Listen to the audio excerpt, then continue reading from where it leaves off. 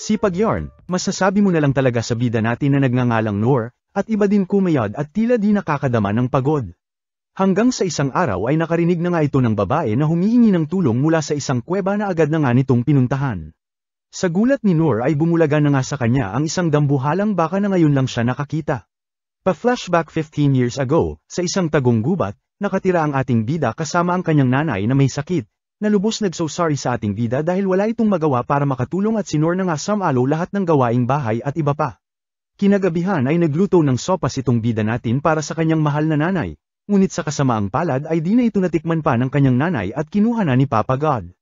Ayun nga at tuluyan ang naging ulila si Noor ngunit sa kabila nito ay di nawala ng pag-asa para mabuhay. Asikaso dito, asikaso doon, isang pambihirang bata di tulad ng iba na puro TikTok na nga lang alam, puro pareklamo sa kanilang mga magulang.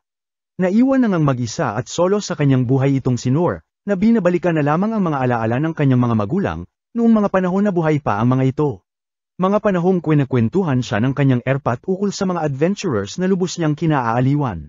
Dito na nga niya naalala ang laging bilin sa kanya ng kanyang nanay na mamuhay siya ng ayon sa gusto niya, kaya naman kinabukasan ay naisipan nitong lumabas at pumunta sa kalapitbayan at tutuperan ang kanyang pangarap na maging isang adventurer. Inumaga na nga ito bago makakita ng isang bayan, na lubos kinamangha na nga ni Noor at first time niya makalabas at makatanaw ng isang malawak na bayan. Agad na nga niyang binaybay ang nasabing bayan at dito nagulat sa dami ng tao sa loob ng bayan. Samat-saring pagkain, bagay, at mga kalakal, pati na mga adventurer na siyang nagpa-excite sa kanya. Rekta na nga siya sa isang guild, ngunit sign niya pala lamang ng bantay at hindi nga raw ito lugar para sa mga bata katulad ng ating bida.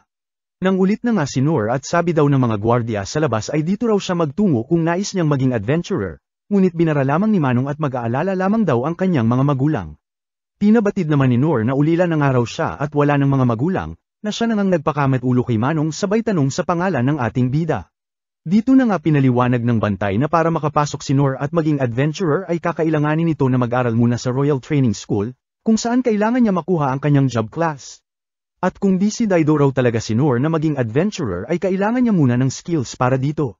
Kakayahan sa espada, o magic, at iba pa, dagdag na nga ni Manong kay Noor, di na nga nagsayang pa ng oras ang ating bida at rekta pumunta na sa nasabing eskwelahan, at dito na nga niya nasaksihan ang mga kasabayan niyang kanya-kanyang nadidiskubre ang kanilang mga skills.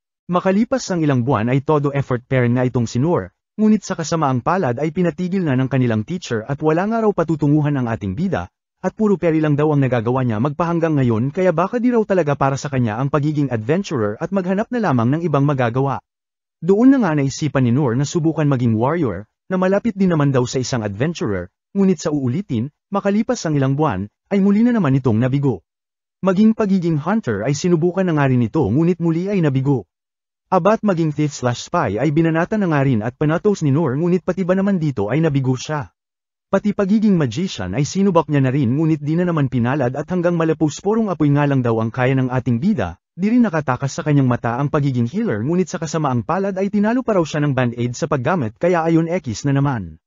Lubos kinagulat na nga ito ni Manong sa Adventurers Guild at ni isa man lang daw na skill ay wala siyang na-acquire, sa loob ng 3 buwan ng palipat-lipat sa iba't ibang training schools. Sasmeriesep pero sorry, di kita pwedeng may pasok bilang isang adventurer ng ganyan ka. Ika na nga sa kanya ng bantay. Umalis na ngang may kalungkutan si Noor, hanggang sa nakauwi na ito sa kanila. Ngunit sa kabila ng kabiguan nito ay nag-aapoy pera ng kadesididuhan nito, at panangakong mas magsasanay siya ng matindi nang maabot ang kanyang pangarap. Dito na nga ito gumawa ng isang espadang kahoy, at ayon daw sa kanyang sword instructor ay maaari kang makakuha ng panibagong skill sa pamamagitan ng paulit-ulit na pagpapractice ng isang skill. Since peri nga lang ang skill na kaya ni Noor ay dito na nga niya itinoon ang training niya. Hanggang sa inabot na nga siya ng 1 taon, kung saan 10 espada na ang kaya niyang i-parry ng sabay-sabay. Sa pagdaan ng panahon, at inabot na nga siya ng 3 taon, ay mas lumakas na nga ang parry skill niya na kaya na ang 100 espada. Ngunit sa kasamaang palad ay wala pa rin daw siyang nakukuhang bagong skill, na ikinabahala na nga ng ating bida kaya mas pag-iigihan niya pa raw lalo ang kanyang training. Makalipas ang higit 10 taon at araw-araw na pagtitraining ng ating bida ay nagawa na nga niyang makapag-parry ng higit 1,000 espada. Ngunit sa kabila nito ay wala pa rin siyang nakuha na panibagong skill, di naman ito naging rason para magpapigil ang ating bida sa kanyang pangarap, na siya nang muling sumubok at nagpunta sa Adventurers Guild ng katabing bayan. Iprenesinta na nga nito ang kanyang record sa dalagang nagbabantay ng guild, kung saan lamang ang kanyang medyo di kagandahang listahan ng kakayahan, mula sa pagpa-parry, tiny flame, low heel at iba pa. Nang makita ito ng dalaga ay inirekomenda na nga nito ang mga training school na maaari niyang puntahan ngunit agad binara ng ating bida at napuntahan ng araw niya ito lahat, na kinatamimi na lang ni ate. Mukhang di talaga ako pwede no ate, ika na nga lang ng nalungkot nating bida at napagtanto ang ibig sabihin ng bantay. Anong kaguluhan ito, biglang singit na nga ng isang lalaki at huwag nga raw niyang pag-initan ang bagong bantay niya. Ngiti naman ang bungad ni Noor dito at kumusta nga raw itong si Manong na di siya agad nakilala since matagal siyang nagsolo sa pagtitraining.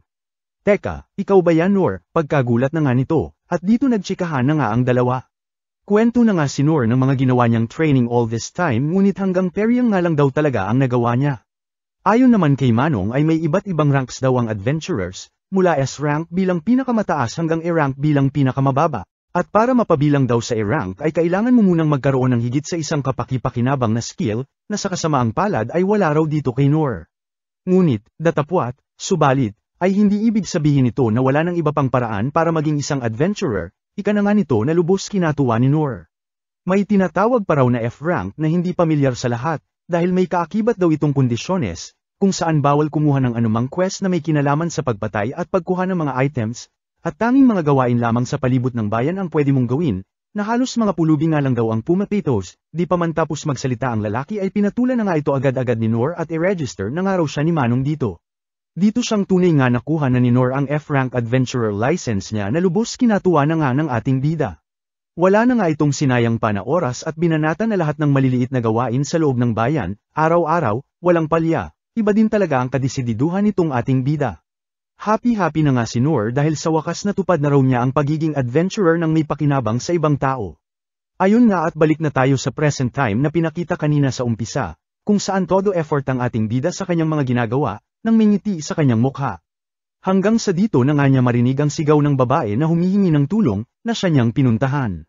Sa gulat ni Noor ay bumulaga na nga sa kanya ang isang dambuhalang baka na sa libro niya lang daw dati nakikita, kaharap ang isang grupo ng mga sundalo na may kasamang isang babae na tila nakagapos sa isang spell. Walang ano-ano'y tumilapo na nga ang isa sa mga sundalo na binanata ng durudamanyong baka, at iba pa na basic tinalo lamang ng halimaw. Nang si ate girl na nga ang babanata ng halimaw ay sumingit na itong si Noor at binato ang kalaban, dahil dito ay siya na ang pinag-initan ng nanggagalaiting baka, at nang ma-corner siya ay ginamitan niya ng kanyang parry ayon tumilapon. Agad naman itong na-carry cover at sunod-sunod siyang inatake, na sinagot naman ang sunod-sunod na parry ng ating bida. Bagamat nasisabaya niya ito ay di naman makasabay ang espada na gamit niya at unti-unti nang nasisira, hanggang sa nang protektahan na nga niya si ate girl ay bumigay na ito tuluyan ng naputol. Wala na nga raw siyang pakialam basta't maprotektahan niya ang nangangailangan, na siyang hugot ni Noor mula pa sa mga turo ng kanyang airpat. Gamit ang putol na espada ay muli na nga niyang sinabayan ang palako ng durudamanyong baka, ayon patay ang baka at nagwagi ang ating bida. Pinabatid na nga ni ate girl ang pasasalamat niya at tinanong ang pangalan ng ating bida, ngunit dinedma lamang ni Noor at di nga raw siya importanteng tao para malaman pa sabay umalis na. Lady Lynn Ebert, sigaw na nga ng mga sundalo na Ram Espo at buti ligtas daw ang dalaga, habang ang ating bida naman natin eto nagmo-moment na naman at kailangan niya pangaraw ng mas maraming training. Paramihin nyo rin po like at subscribe ko mga idol, damay nyo na rin po TikTok at Facebook ko andyan links sa profile ko. Lubos pinagtaka na nga maging ng prinsipe ang paglutang ng isang minotaur sa kanilang bayan dahil isa raw itong demon na nakikita lamang sa kalaliman ng dungeon, at marahil kagagawan daw ito ng kung sino man. Ayon kay Manong Kawal ay pinaghihinalaan daw nila na nanggaling ito sa isang singsing, na natagpuan sa isang patay na merchant sa lugar ng pinangyarihan. At nang tignan daw ito ni Oaken, ay napag-alaman nilang ang magic stone raw sa singsing ay nakapagtatakang napakataas ng purity, kaya papaano raw ito napadpad sa lugar na iyon. Ayon naman sa prinsipe ay threat level A demon daw ang mga minotaurs kaya imposibleng basta lamang makahanap maging ang mga mayayaman ng isang bagay para makontain ito. Dito na nga ipinabatid ng Kawal na ayon din kay Oaken ay nagmula raw sa Magic Empire ng Deridas ang crest na nakalagay sa singsing, na di na kinagulat ng prinsipe. Ikinabahala na nga nila ito dahil di lang daw ito basta tungkol sa pag-assassinate sa prinsesa, bagkus ay nais raw ng kabilang imperyo na sila ang magsimula ng digmaan, nang makuha ang relics ng Dungeon of the Lost. Nalihis na nga ang usapan ng dalawa sa ating bida, na siyang nagligtas sa prinsesa. Kwento na nga ng Kawal na gamit lamang ang isang espada, ay binisak nito ang halimaw na minotaur. Pagkatapos ay pinasundan daw nila ito sa Secret Corps ngunit di sila naging matagumpay, at nawala na lang daw ito ng parang bubbles.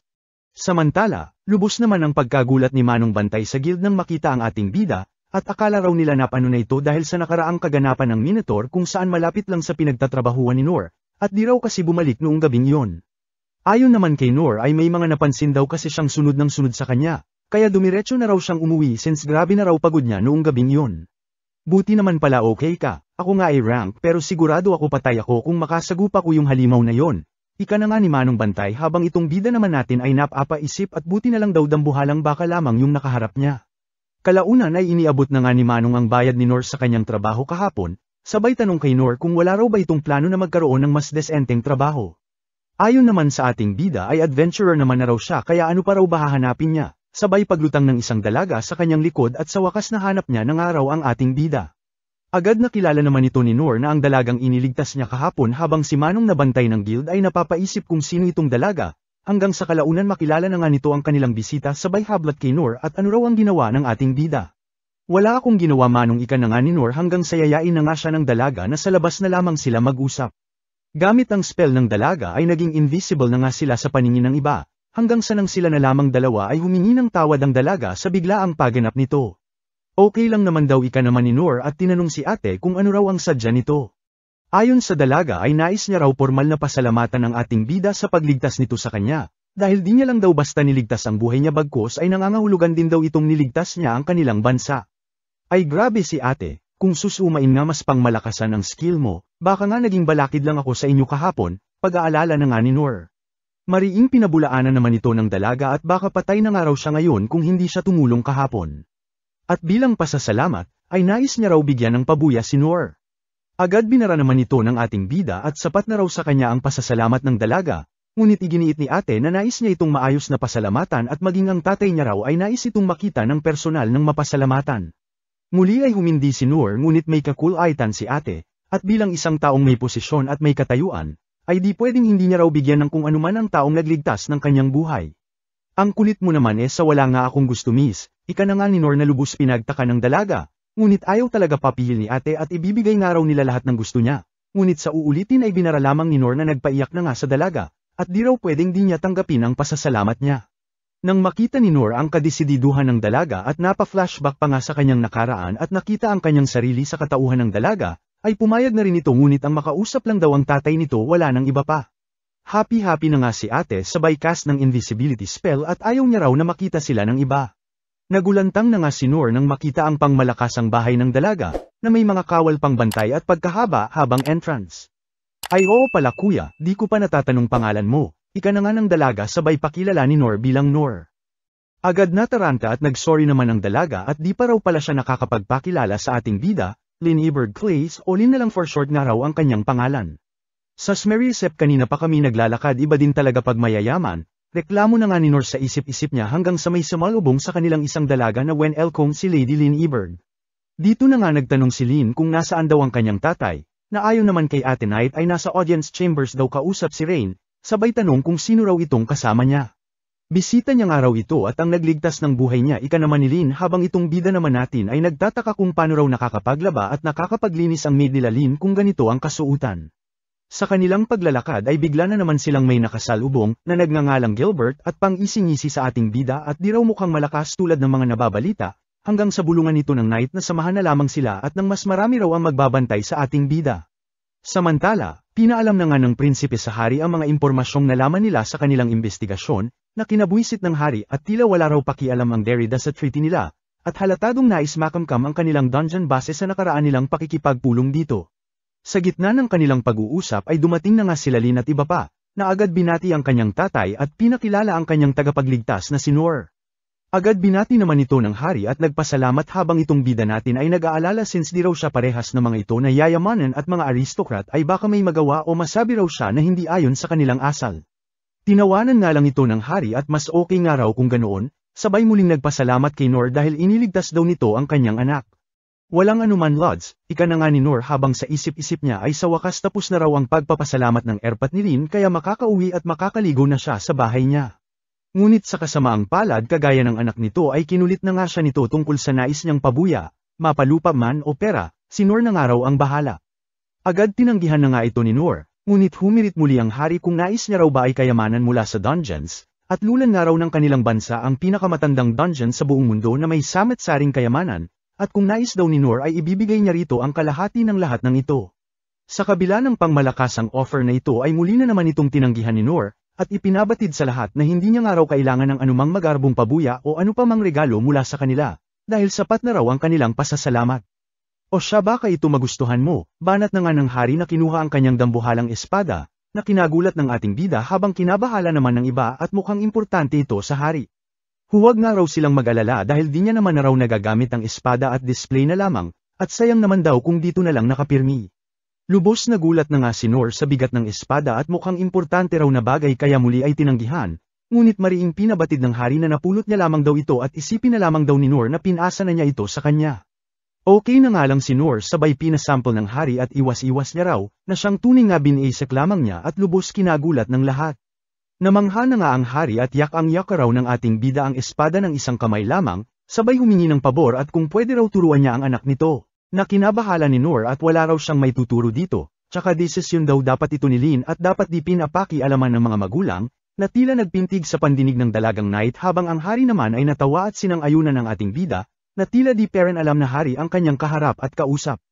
Nagpaalam na nga si Noor na aalis na, at habang naglalakad ay biglang natigilan nang makita ang lapad ng espada, na sakto raw sa kanal nila Aling Stella, abat di na raw siya mahihirapan ngayon na linisin yun, buwisit na tuwa ginawang pala ang espada, haha. Sa kung saan ay bigla na nga lang sumingit si Ate Knight at kakausapin daw muna si Noor, sabay nagsorry sa naging asal niya raw kanina sa taong nagligtas ng buhay ni Lady Lynn. At ngayong nagapag-sorry na raw siya ay nais niyang ipabatid sa ating bida na katungkulan nilang protektahan ng pamilya ng Clays, at isinasaalang-alang ito una sa lahat. Teka, so ibig sabihin hindi ka maid, pagtataka na nga ni Noor na nagpang-isi na lamang sa dalaga, at nagpakilala na si Ines Harness, Warrior Corps Vice Captain ng pamilya Clays, at kilala raw sa tawag na Divine Shield, at tungkulin nga raw niya na maging shield ni Lady Lynn. At ang pagligtas daw ni Noor sa buhay ni Lady Lynn ay nangangahulugan din ng pagligtas niya sa buhay niya. Kaya simula raw ngayon ay tutulungan niya rin si Noor sa anumang kakailanganin nito, at magsabi lamang daw sa kanya kahit ano pa ito. Ang OA naman ng mga tao dito, sa isip-isip na naman nga ni Noor sabay umuo na lamang sa dalaga nang matapos na. May pahabol na pa-warning pa nga si Ines na bagamat nakabuelo siya kanina, ay di niya raw hahayaan na sa susunod ganoon pera ng asta at ugali niya sa harap ng mismong hari, na kinao na lamang ni Noor at nagpangiti dito sa dalaga.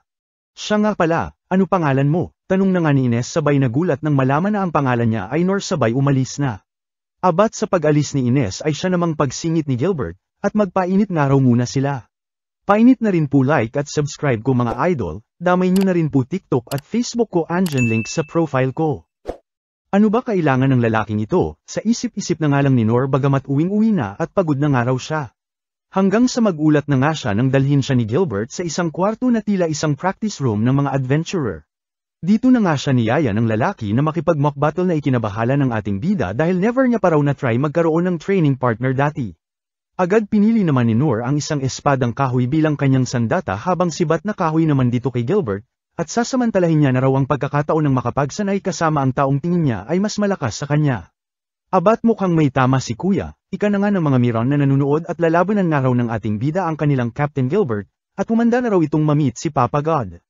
Siyang tunay nga kalaunan ay nagsimula na ang kanilang mock battle, kung saan nagpamalas ng pambihirang bilis itong si Gilbert gamit ang kanyang sibat na kahoy, na lubos kinamangha ni Noor at mukhang pambihirang training daw ang pinagdaanan ng kapitan para maabot ang ganitong antas ng bilis. Ngunit bakit tila ang bagal daw, pagtataka na nga ni Noor. Dahil dito ay pinatigil na muna nito ang laban at time out daw muna, at sinabihan si Gilbert na hindi nito kailangang magpigil ng kanyang lakas para lamang pagbigyan siya. Oo na nga lang si Gilbert, at siyang tunay nga ay mas mabilis na mga atake na ang ipinamalas nito, ngunit kagaya kanina ay madali lamang naiiwasan ni Noor na lubos ikinabahala ng kalaban at panoong di man lang daw niya matamaan ang ating bida. Sa kung saan ay bigla na namang nagpa-timeout si Noor at sinabing huwag na raw siyang masyadong partidahan ni Gilbert at kaya pa naman daw niyang makasabay kahit mas bilisan pa nito, na tila nagpatigil na nga sa kalaban at effort na nga ito kanina pa. Hanggang sa bigla na nga lang itong bomb iron ng isang pangmalakasang atake na tinawag nitong drug rave, at binanat sa ating bida. Ngunit sa gulat ng lahat ay basic iniwasan lamang ni Noor, nakalaw na bigla na lamang sumuko at itigil na raw nila ang kanilang mock battle, di na nga makapaniwala ang lahat na may taong nagawang iwasan ang signature move ng kanilang kapitan, habang sa tabi naman ay nagmumuni-muni itong si Gilbert, sabay pa flashback sa kanyang nakaraan. Una pa lang daw ay alam niya nang may likas siyang talento sa sibat, at sa bawat pakikipaglaban o training niya ay mas lalo niyang napapalakas ang kanyang teknik maging ang sarili niya. ngunit ito rin ang nagbigay pagkayamat at tamlay sa buhay ni Gilbert dahil wala raw siyang makitang karapat-dapat na kalaban na siya niyang katapat, at halos nakalaban na raw niya lahat ngunit puro mahihina lamang. Dahil dito ay muli raw siyang bumalik sa Royal Capital para mang-hunting ng demons, makahanap ng malalakas na tao, kahit ano sa pagnanais na makahanap ng kalaban na kahit papaano siya raw ay pagpapawisan, ngunit sa kasamaang palad ay ulats talaga at buong pagkatao niya raw ay bored na, at napapalibutan daw siya ng puro mahihina. Kinilala na nga rin itong Spear Sovereign, isang titulo na binibigay lamang sa mga natatanging adventurer tulad ni Manong Instructor na may titulong Sword Sovereign, ang isa sa mga instructor ng training school na sinubukan ni Noor noong siya ay bata pa. Bakit di raw subukan ni Gilbert si Ines kung talagang nais nito may makalaban at bored na bored sa buhay niya? Ika na nga ng instructor ngunit agad namang binara ng binata at sinabing iba namang paraan daw ang lakas ni Ines tsaka sigurado raw siya mananalo siya kung sakaling magmo-mock battle sila ng dalaga. At mas okay pa raw kalaban nitong instructor kung sakali, sabay pasa ng tanong sa Sword Sovereign at kung di raw ba ito naboboard sa buhay niya, na puro pag-training lamang ng mga bagong adventurers ang ginagawa na alam naman daw nilang puros lang mahihina. Pinabatid naman ng instructor na ginagawa niya raw ito para protektahan ang Royal Capital at humubog ng mga panibagong tulad nila, tsaka sigurado raw balang araw may darating na lalampasan sila. Ay sana all abutan pa yang araw na yan, ika na nga lang ni Gilbert at baka mag-retire na lang daw siya sa sobrang kayamutan. Lubos na curious na nga itong si Gilbert kay Noor na basic tinalo lamang ang isang Minotaur, na wala man lang can't erase interes sa mga pangmalakasang reward sana ng hari dito, at wala ring modo sa harap ng mismong hari. Sa una inakala niyang kalokohan lang ang ating bida, at sa unang tingin aakalain mong tambay lamang sa kanto, ngunit kwento mo sa mama mo, abat hype na yan di man lang dumampi ni isang beses ang sibat ko, na kahit ang pangmalakasang teknik niya raw na mas mabilis pa sa speed of sound, ang drug rave, ay basic lamang iniwasan ito. At sa unang pagkakataon daw sa tanan ng kanyang buhay, ay nadama niya ang sagad-sagad na pagkatalo. Dagdag pa raw ang biglaang pagsuko nito sa laban nila, at tila ayaw daw siyang ipahiya sa harap ng mga tao, at kitakats na nga lang daw muli sa sunod nilang paghaharap, ngunit mas kinagulat ni Gilbert nang makita ang sahig, na puno ng mga bitak at pinagtataka kung saan ito lahat nang galing, at sumatotal paano raw nagawang iwasan ni Noor ang buong hataw ng kanyang kapangyarihan sabay na pangisi na lamang at mukhang kapana-panabik daw ang mga susunod na mangyayari. Samantala, iba naman ang POV ni Noor. Kung saan lubos itong nabahala at akala pa naman daw niya ay malakas na siya, ngunit kung hindi lang daw nagpigil si Gilbert ay baka patay na raw siya ngayon at inaakal ang nagpartida lang ang kalaban sa hindi niya alam todo-todo effort na itong nilabanan siya. Masyado pa nga raw siyang mahina kaya kakailanganin niya pa raw ng mas matinding training, pagmumuni-muni na nga ni Noor. Abat di nga nagbiro si Noor nang sabihin nito na gagamitin niya ang espada bilang pangpala ng kanal, na lubos kinamanghan nito dahil kahit anak-anak at pinakasulok daw ng kanal ay sobrang nalilinis nito. Pambihira nga raw ang espadang ito, ika na nga ni Noor habang pagkamangharin ang nadama ng mga tao sa kanya dahil iba raw talaga tumrabaho ang ating bida, at nakapila na sa ating bida. Sa kabila ng kaliwat kanang trabaho ni Noor ay nangamba pera ng ating bida dahil nabawasan daw ang kanyang trabaho gawa ng nakaraang pagganap ng halimaw sa may kuweba. At since F-rank jobs lang ang nakukuha niya ay siguradong mauubos daw ito pagdating ng panahon. Dito na nga siya natigilan ng tignan ng kanyang espada, at napaisip ng iba't ibang racket gamit ang nasabing espada, mula sa paggawa ng pizza, sa pangsagwa ng bangka, maging sa pag-barbecue gamit ang espada, ngunit kung sakali raw ay kailangan niya ng firepower sa kakarampot pa naman daw ang kapangyarihan niya pagdating dito na tila kutitap lamang, at kahit dumaan daw siya sa lahat ng training schools ay puro lowest level skills lamang ang natutunan niya mula dito. Sa kung saan ay bigla na lamang lumutang sa eksena itong prinsesa, at binati ng good morning ang ating bida. Pinagtaka na nga ito ni Noor at ano raw ang ginagawa ng prinsesa sa lugar na ito at paano siya nahanap. Ayon naman sa prinsesa ay tinanong niya raw ang guildmaster sa kung nasaan siya, sabay sorry nito at pinag-alala kung nakakadistorbo daw ba siya sa ating bida. Okay lang daw ika naman ni Noor, at tinanong ang prinsesa kung ano ang layo nito at nandirito. Dito na nga inilahad ng dalaga ang kanyang request, na kung maaari ay gawin siyang page ni Noor. Ang page nga raw ay isang tao na nangangalaga ng pang-araw-araw niyang pangangailangan, habang unti-unting natututo ng kanyang kaalaman, o sa madaling sabi ay tila isang assistant o sabihin na lamang nilang isang apprentice.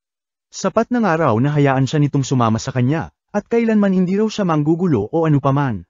Agad tinanggihan na nga ito ni Noor ngunit ayaw paawat ng prinsesa at muling nang ulit, at sisiguraduhin daw ng dalaga na may ambag at magiging gamit siya sa ating bida. Paliwanag naman ni Noor na wala raw siyang may tuturo sa prinsesa, at kung sa pagtulong naman ay yakang-yaka na niya ang kanyang mga ginagawa kaya huwag na raw itong mag-alala pa. Humirit na naman ang prinsesa na siswelduhan daw si Noor ng pangmalakasan, ngunit muli ay tinanggihan ng ating bida. Edi gamitin mo na lang ako kahit ano pa ang gusto mo, Ano pa man yan o kung ano man yan, pangungulit na nga ng prinsesa na paulit-ulit tinatanggihan lang naman ni Noor. Naluha na nga lang ang prinsesa sabay nagpasikat ng kanyang mga natatanging abilidad, at nang makita raw ng ating bida ang kanyang halaga at pakinabang, mula sa basic pagputol ng isang dambuhalang puno, hanggang sa pangmalakasan nitong spell, maging ang Divine Slash na isang sacred class skill daw, na lubos kinamangha ni Noor. Ngunit sa kabila nito at imbes na makatulong ay mas nagpahindi pa nga sa ating bida na tanggapin siya. Sa kadahilanang mas pinatunayan lamang daw ng prinsesa na wala siyang maituturo na rito. Banat na naman nga si ate prinsesa na kinilala raw maging ng 6 na sovereigns ang kanyang kakayahan kaya sigurado raw siya na magiging kapaki-pakinabang siya sa ating bida. Kumpara nga raw sa ating bida ay walang-wala pa ito, kaya naman sana ay tanggapin daw siya ni Noor. Sa isip-isip naman ng ating bida ay lubos na mamroblema kung papaano mapapaintindi sa prinsesa na wala siyang maituturo dito, kaya naisipan na ipakita niya na nga lang daw sa prinsesa ang ibig niyang sabihin. At since pinakita raw ng dalaga ang mga pangmalakasan niyang skills kanina ay siya naman ang magpapakita ng kakarampot niyang skills ngayon ng matigil na ito. Kalaunan ay pinakita itong prinsesa na naglalakad habang nagmumuni-muni, tungkol sa kwento raw ng isang bata. Isang 12 taong gulang na bata, na pinuntahan lahat ng 6 na training schools para mag-aral, at sa kabila ng matinding hirap ay natapos itong lahat ng bata, na para sa iba ay hanggang 3 araw lang ang tinatagal kumpara sa bata na tinapos ang buong kurso 30 araw bawat training school. Tila kalokohan na kwento hanggang sa nakitang araw niya ito sa personal. Ayon nga raw kay Instructor Okan, ay isang low-level skill lamang ang Tiny Flame, ngunit nagre-reflect ang laki depende sa pinagdaan ng training at mas lumalaki, na sa tanan daw ng 200 years niyang nabubuhay sa mundo ay napalaki niya ng ganito na lubos kinamangha ni Lin. Maging ang prinsesa ay sinubukan daw itong gawin at palakihin ngunit kailanman di niya nagawa, kaya lubos na gulangtang nang makita ang Tiny Flame ng ating bida, dahil nagmungtang raw ang Tiny Flame maging ng pinakamalakas na sorcerer ng mundo na si Okan kumpara sa ating bida, na ayon kay Noor ay ganito rin daw ang 5 niya pang ibang skill na natutunan mula sa 6 na training school kaya tumigil na raw ang prinsesa, nang di alam sa sarili na pangmalakasan na ito kumpara sa iba na lubos kinamangha ng prinsesa. Walang-wala nga raw siya kumpara sa ating bida, na sa kabila ng taglay na lakas ay nananatiling simple at mapagkumbaba sa iba. Moto nga raw ng kanilang pamilya ang maging malakas, at ang sagot na matagal na niyang hinahanap sa lakas na kanyang hanap ay dito niya mahahanap, sa bida nating muli nitong pinuntahan, at tinawag na Noor Sensei. Palakasin niyo rin po like at subscribe ko mga idol, damay niyo na rin po TikTok at Facebook ko andyan link sa profile ko. Di na nga matunawan si Rain at bakit sa dinamirami raw ng mga tao ay sa bida pa natin ibinigay ng hari ang espada nito, ang espada kung saan ang galing pa sa pinakamalalim na parte ng Dungeon of the Lost kung saan nakasama ng hari ang Sovereign 6, isang napakadelikado at pagkatagal-tagal na quest bago nakuha ang nasabing espada na gawa sa di malamang material, na walang kasing tigas mapa Mithril Man, or Calcum at Mana Metal, at kahit ano raw gawin nila ay wala man lang nakakagasgas dito kaya tinawag nilang Unbreakable Blade. Wala nga raw katumbas ang halaga ng espada, para lamang ipamigay ng hari ng basta-basta. O baka mali nga raw siya at may nakita ang hari kay Noor kaya nito pinagkatiwalaan. Samantala, heto naman ang prinsesa kasama ang ating bida, na nag-aalala at kung okay lang daw ba na nasa labas ang prinsesa. Huwag nga raw mag-alala si Noor dahil adventurer daw ang ganap niya sabay tinawag na Noor Sensei ang ating bida. Namroblema na naman nga sa isip-isip si Noor at ito na naman nga raw sila sa pasensei-sensei nitong prinsesa sa hindi nga raw siya angkop na teacher para sa dalaga, ngunit walang magawa sa kakulitan ng prinsesa. Didiretso na nga lang daw siya sa guild nang makita ng prinsesa kung gaano kasample lamang ang pagkatao niya at nang matauhan na raw ito sa katotohanan. Pinagtaka na nga ng guildmaster sa kung bakit kasama raw ni Noor si Lady Lin Eberg, na agad namang binara ng prinsesa at tawagin na lamang daw siyang Lin at nandirito nga raw siya bilang isang normal na adventurer. Sorry na nga lang si Manong sabay pabulong-bulong kay Noor kung may nangyari na naman daw ba. O siya, ika na nga lang nito at tinanong sila kung nandirito raw ba para maghanap ng trabaho. Since Silver B rank nga raw si Lin at dalawa naman sila ay maaari raw nilang gawin ang goblin hunting job sa kagubatan ng capital, na lubos kinagulat na nga ni Noor at kung talagang pwede raw ba ito sa kanila since first time nga nitong ating bida. Oo naman itong si Manong at Silver B rank nga itong si Lin kaya pwede, na nagpang-isi na nga kay Noor sabay nag-alala at kung nagagamit niya lang daw ba ang adventurer rank ni Lin para makuha ang quest na ito, magmumukha raw siyang ipokrito lalo na at todo pinagtatabuyan niya ito simula pa lamang. Kalaunan ay tinanong na nga lang niya kung okay lang ito sa prinsesa, na agad namang umokay at magsabi nga lang daw si Noor kahit ano gagawin nito. Happy na nga si Noor sa kabila ng pag-aalala nitong paggamit sa dalaga ngunit bahala na nga raw si Batman dahil isa ito sa mga pangarap niyang gawin, sabay mangtangang alis nang hindi pa alam ang kabuuhan ng quest kaya muling tinawag ng guildmaster. Dito na nga ipinaliwanag ni Manong ang kanilang quest at kung saan ito, na ayon kay Lin ay nasa Forest of Beast. Dagdag pa ng Guildmaster na ang kanang tenga ng goblins ang magiging patunay ng matagumpay nilang quest kaya huwag raw nila itong kakalimutan dahil dito nakasalalay ang compensation nila. Agad umalis na nga sila Noor at lumabas ng kaharian, at rekta nagpunta sa gubat na kung tawagin ay Forest of Beast.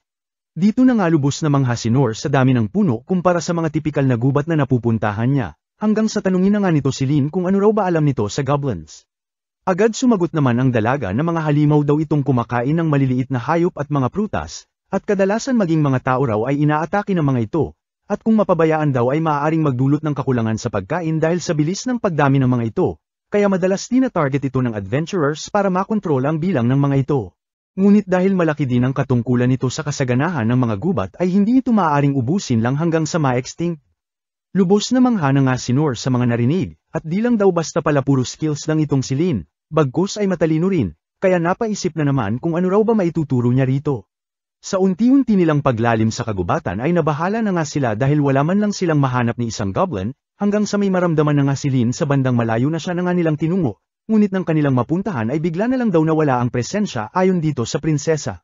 Sa kung saan ay bigla na lamang silang nagulat nang makakita ng patay na goblin, hanggang sa dito sumambulat sa kanila ang isang dambuhalang goblin na kinakain ng kapwa nito goblin, na sa isip-isip ni Noor ay lubos nagtataka, at ganito raw pala kalaki ang isang goblin na sabi-sabing pinakamahina sa lahat, at paano ang binibasic lang daw ito na tila libangan lang ng mga adventurers. Nilakasan na nga lang nito ang loob at sinabi kay Lin na huwag daw itong matakot pagkat goblin lang naman daw ang kaharap nila. Samantala, binalika naman ang POV ni Lin nung makita nila kanina ang dambuhalang goblin, kung saan agad nitong nakilala bilang isang Goblin Emperor, isang subspecies ng Goblin King na kilalang isa sa pinakadelikadong halimaw ng buong mundo, gawa mula sa genetic manipulation ng mga tao na matagal nang pinagbawal. Dagdag pang araw na itong nakasagupan nilang Goblin Emperor ay kinakain ng kanyang kapwa, na mas nagpapalakas dito, pagkabahala na nga ni Lin hanggang sa magsalita na itong si Noor at huwag nga raw itong mag-alala pagkat Goblin lang naman ang kanilang kaharap. Namangha na nga si Lin at mukhang nagpunta raw dito ang ating bida dahil alam nitong Goblin Emperor ang kanilang makakalaban, at nang matalo raw nito nang wala nang ibang madamay pa, na siya nang nagpang-isi sa prinsesa at nagpabalik ng lakas ng loob nito since kasama niya naman daw ang bida natin. Walang ano-ano'y pang malakas ang atake na nga ang ibinira ng Goblin Emperor, sunod-sunod na attacking basic sinalag at pinari lamang ni Noor with matching support mula sa prinsesa gamit ang mga skills nito.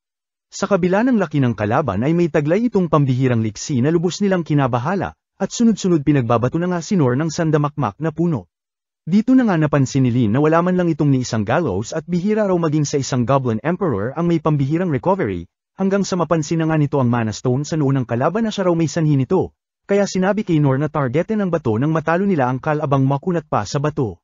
Pasikat na nga ang prinsesa at naglabas ng pangmalakasang magic para maharang ang mga atake ng Goblin, at dito na nga mas napatunayan ni Lin na ang Mana Stone ang may kagagawa ng pambihirang healing capability ng Goblin Emperor, na lubos nitong kinabahala.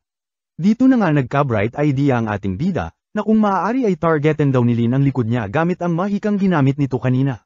Kinabahala naman ito ng prinsesa dahil pangmalakas ang magic daw ito na kayang magwasak ng mga pader sa kastilyo. Huwag nga raw mag-alala ang prinsesa ika naman ni Noor at gagamitin niya raw ang espada para di siya direktang tamaan nito, at ito lang daw ang nakikita niyang paraan para malapitan ang kalaban.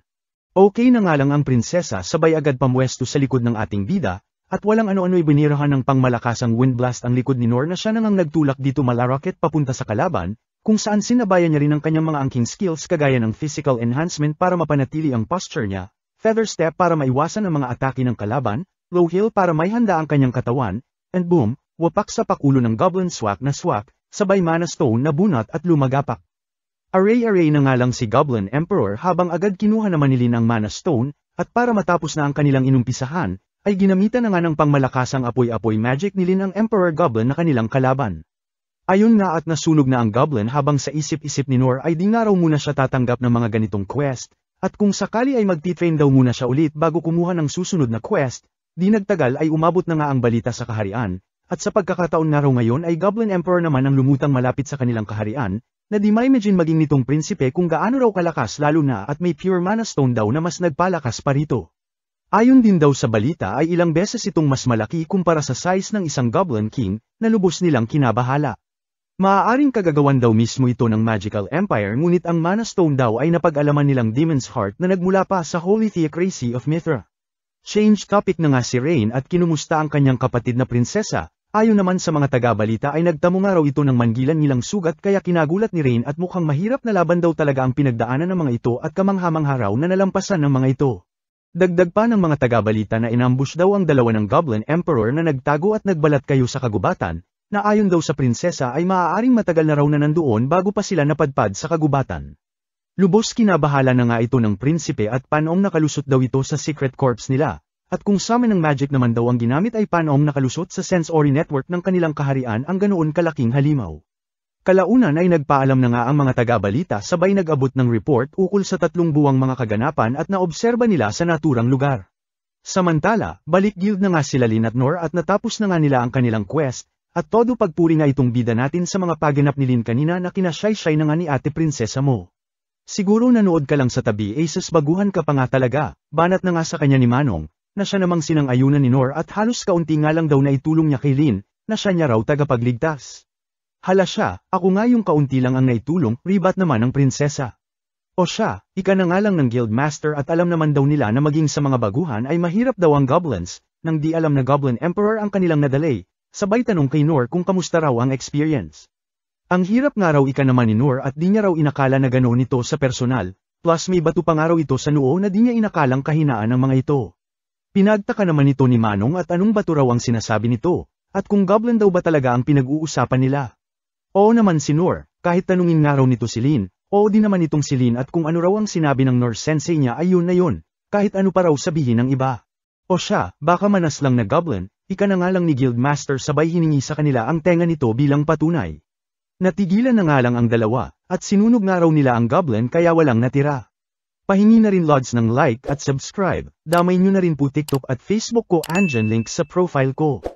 Lubos na bahala na nga si Rain sa mga nabasang report, at di lang pala sa Forest of Beasts nangyayari ang mga kababalaghan bagkus ay kalat na sa buong bansa nila, kaya agad inutusan ng kanyang mga alagad na ipatawag ang 6 na sovereigns at may emergency nga raw sila. Samantala, habang stress na stress itong prinsipe ay celebration mode naman itong bida natin kasama ang prinsesa sa nakaraang matagumpay na quest nila laban sa Goblin Emperor, at buti na lang daw binigyan parents sila ng reward ni Manong Guildmaster kahit wala silang naiuwing ebidensya. Habang kumakain ay napaisip na naman si Nor kung hanggang kailan daw ba siya bubuntutan nitong dalaga, at di raw ba nag-aalala ang pamilya nito sa kung ano ang ginagawa nito. Sakto kalaunan ay nagpaalam na nga ang prinsesa at uuwi na raw muna siya sa ngayon, ngunit bago pa man ito makaalis ay bigla na lamang lumutang sa eksena ang kapatid nito, at tila hinahanap ang dalaga. Dito na nga nagsorry ang prinsipe sabay inilahad ang kanyang layon, na kung maaari ay samahan daw ni Nor si Lin kinabukasan sa isang bayan malapit sa Mountain District. Huwag nga raw silang mag-alala at bibigyan niya sila ng service plus may ipapasama pang escort, at pagpasensyahan na raw ang bigla-bigla ang pakiusap at kakulangan ng impormasyon ngunit hangad nila ang kooperasyon ng ating bida sa ngayon. Okay na nga lang si Nor at mukhang kailangan niya na raw mag-empake para sa paglalakbay na ito. Pahabol naman ng prinsipe na babayaran daw nila si Nor plus lahat ng travel expenses nito kaya wala raw itong dapat ikabahala pa. Tsaka siya lang daw ang maaasahan nila sa bagay na ito kaya lubos na kiusap sa bida natin. Ayon nga at tinanggap din naman ni Nor ang pakiusap ng prinsipe, at maging ang guildmaster daw ay ito rin ang payo sa ating bida since maganda raw ang deal na ibinigay kay Nor. Ngunit ayon dito sa ating bida, ay tinanggap niya lamang daw talaga ang offer dahil sa kailanman di pa raw siya nakakasakay ng karuwahe, at nais niya raw masubukan kung ano raw feeling ng nakasakay dito, hahabwisid.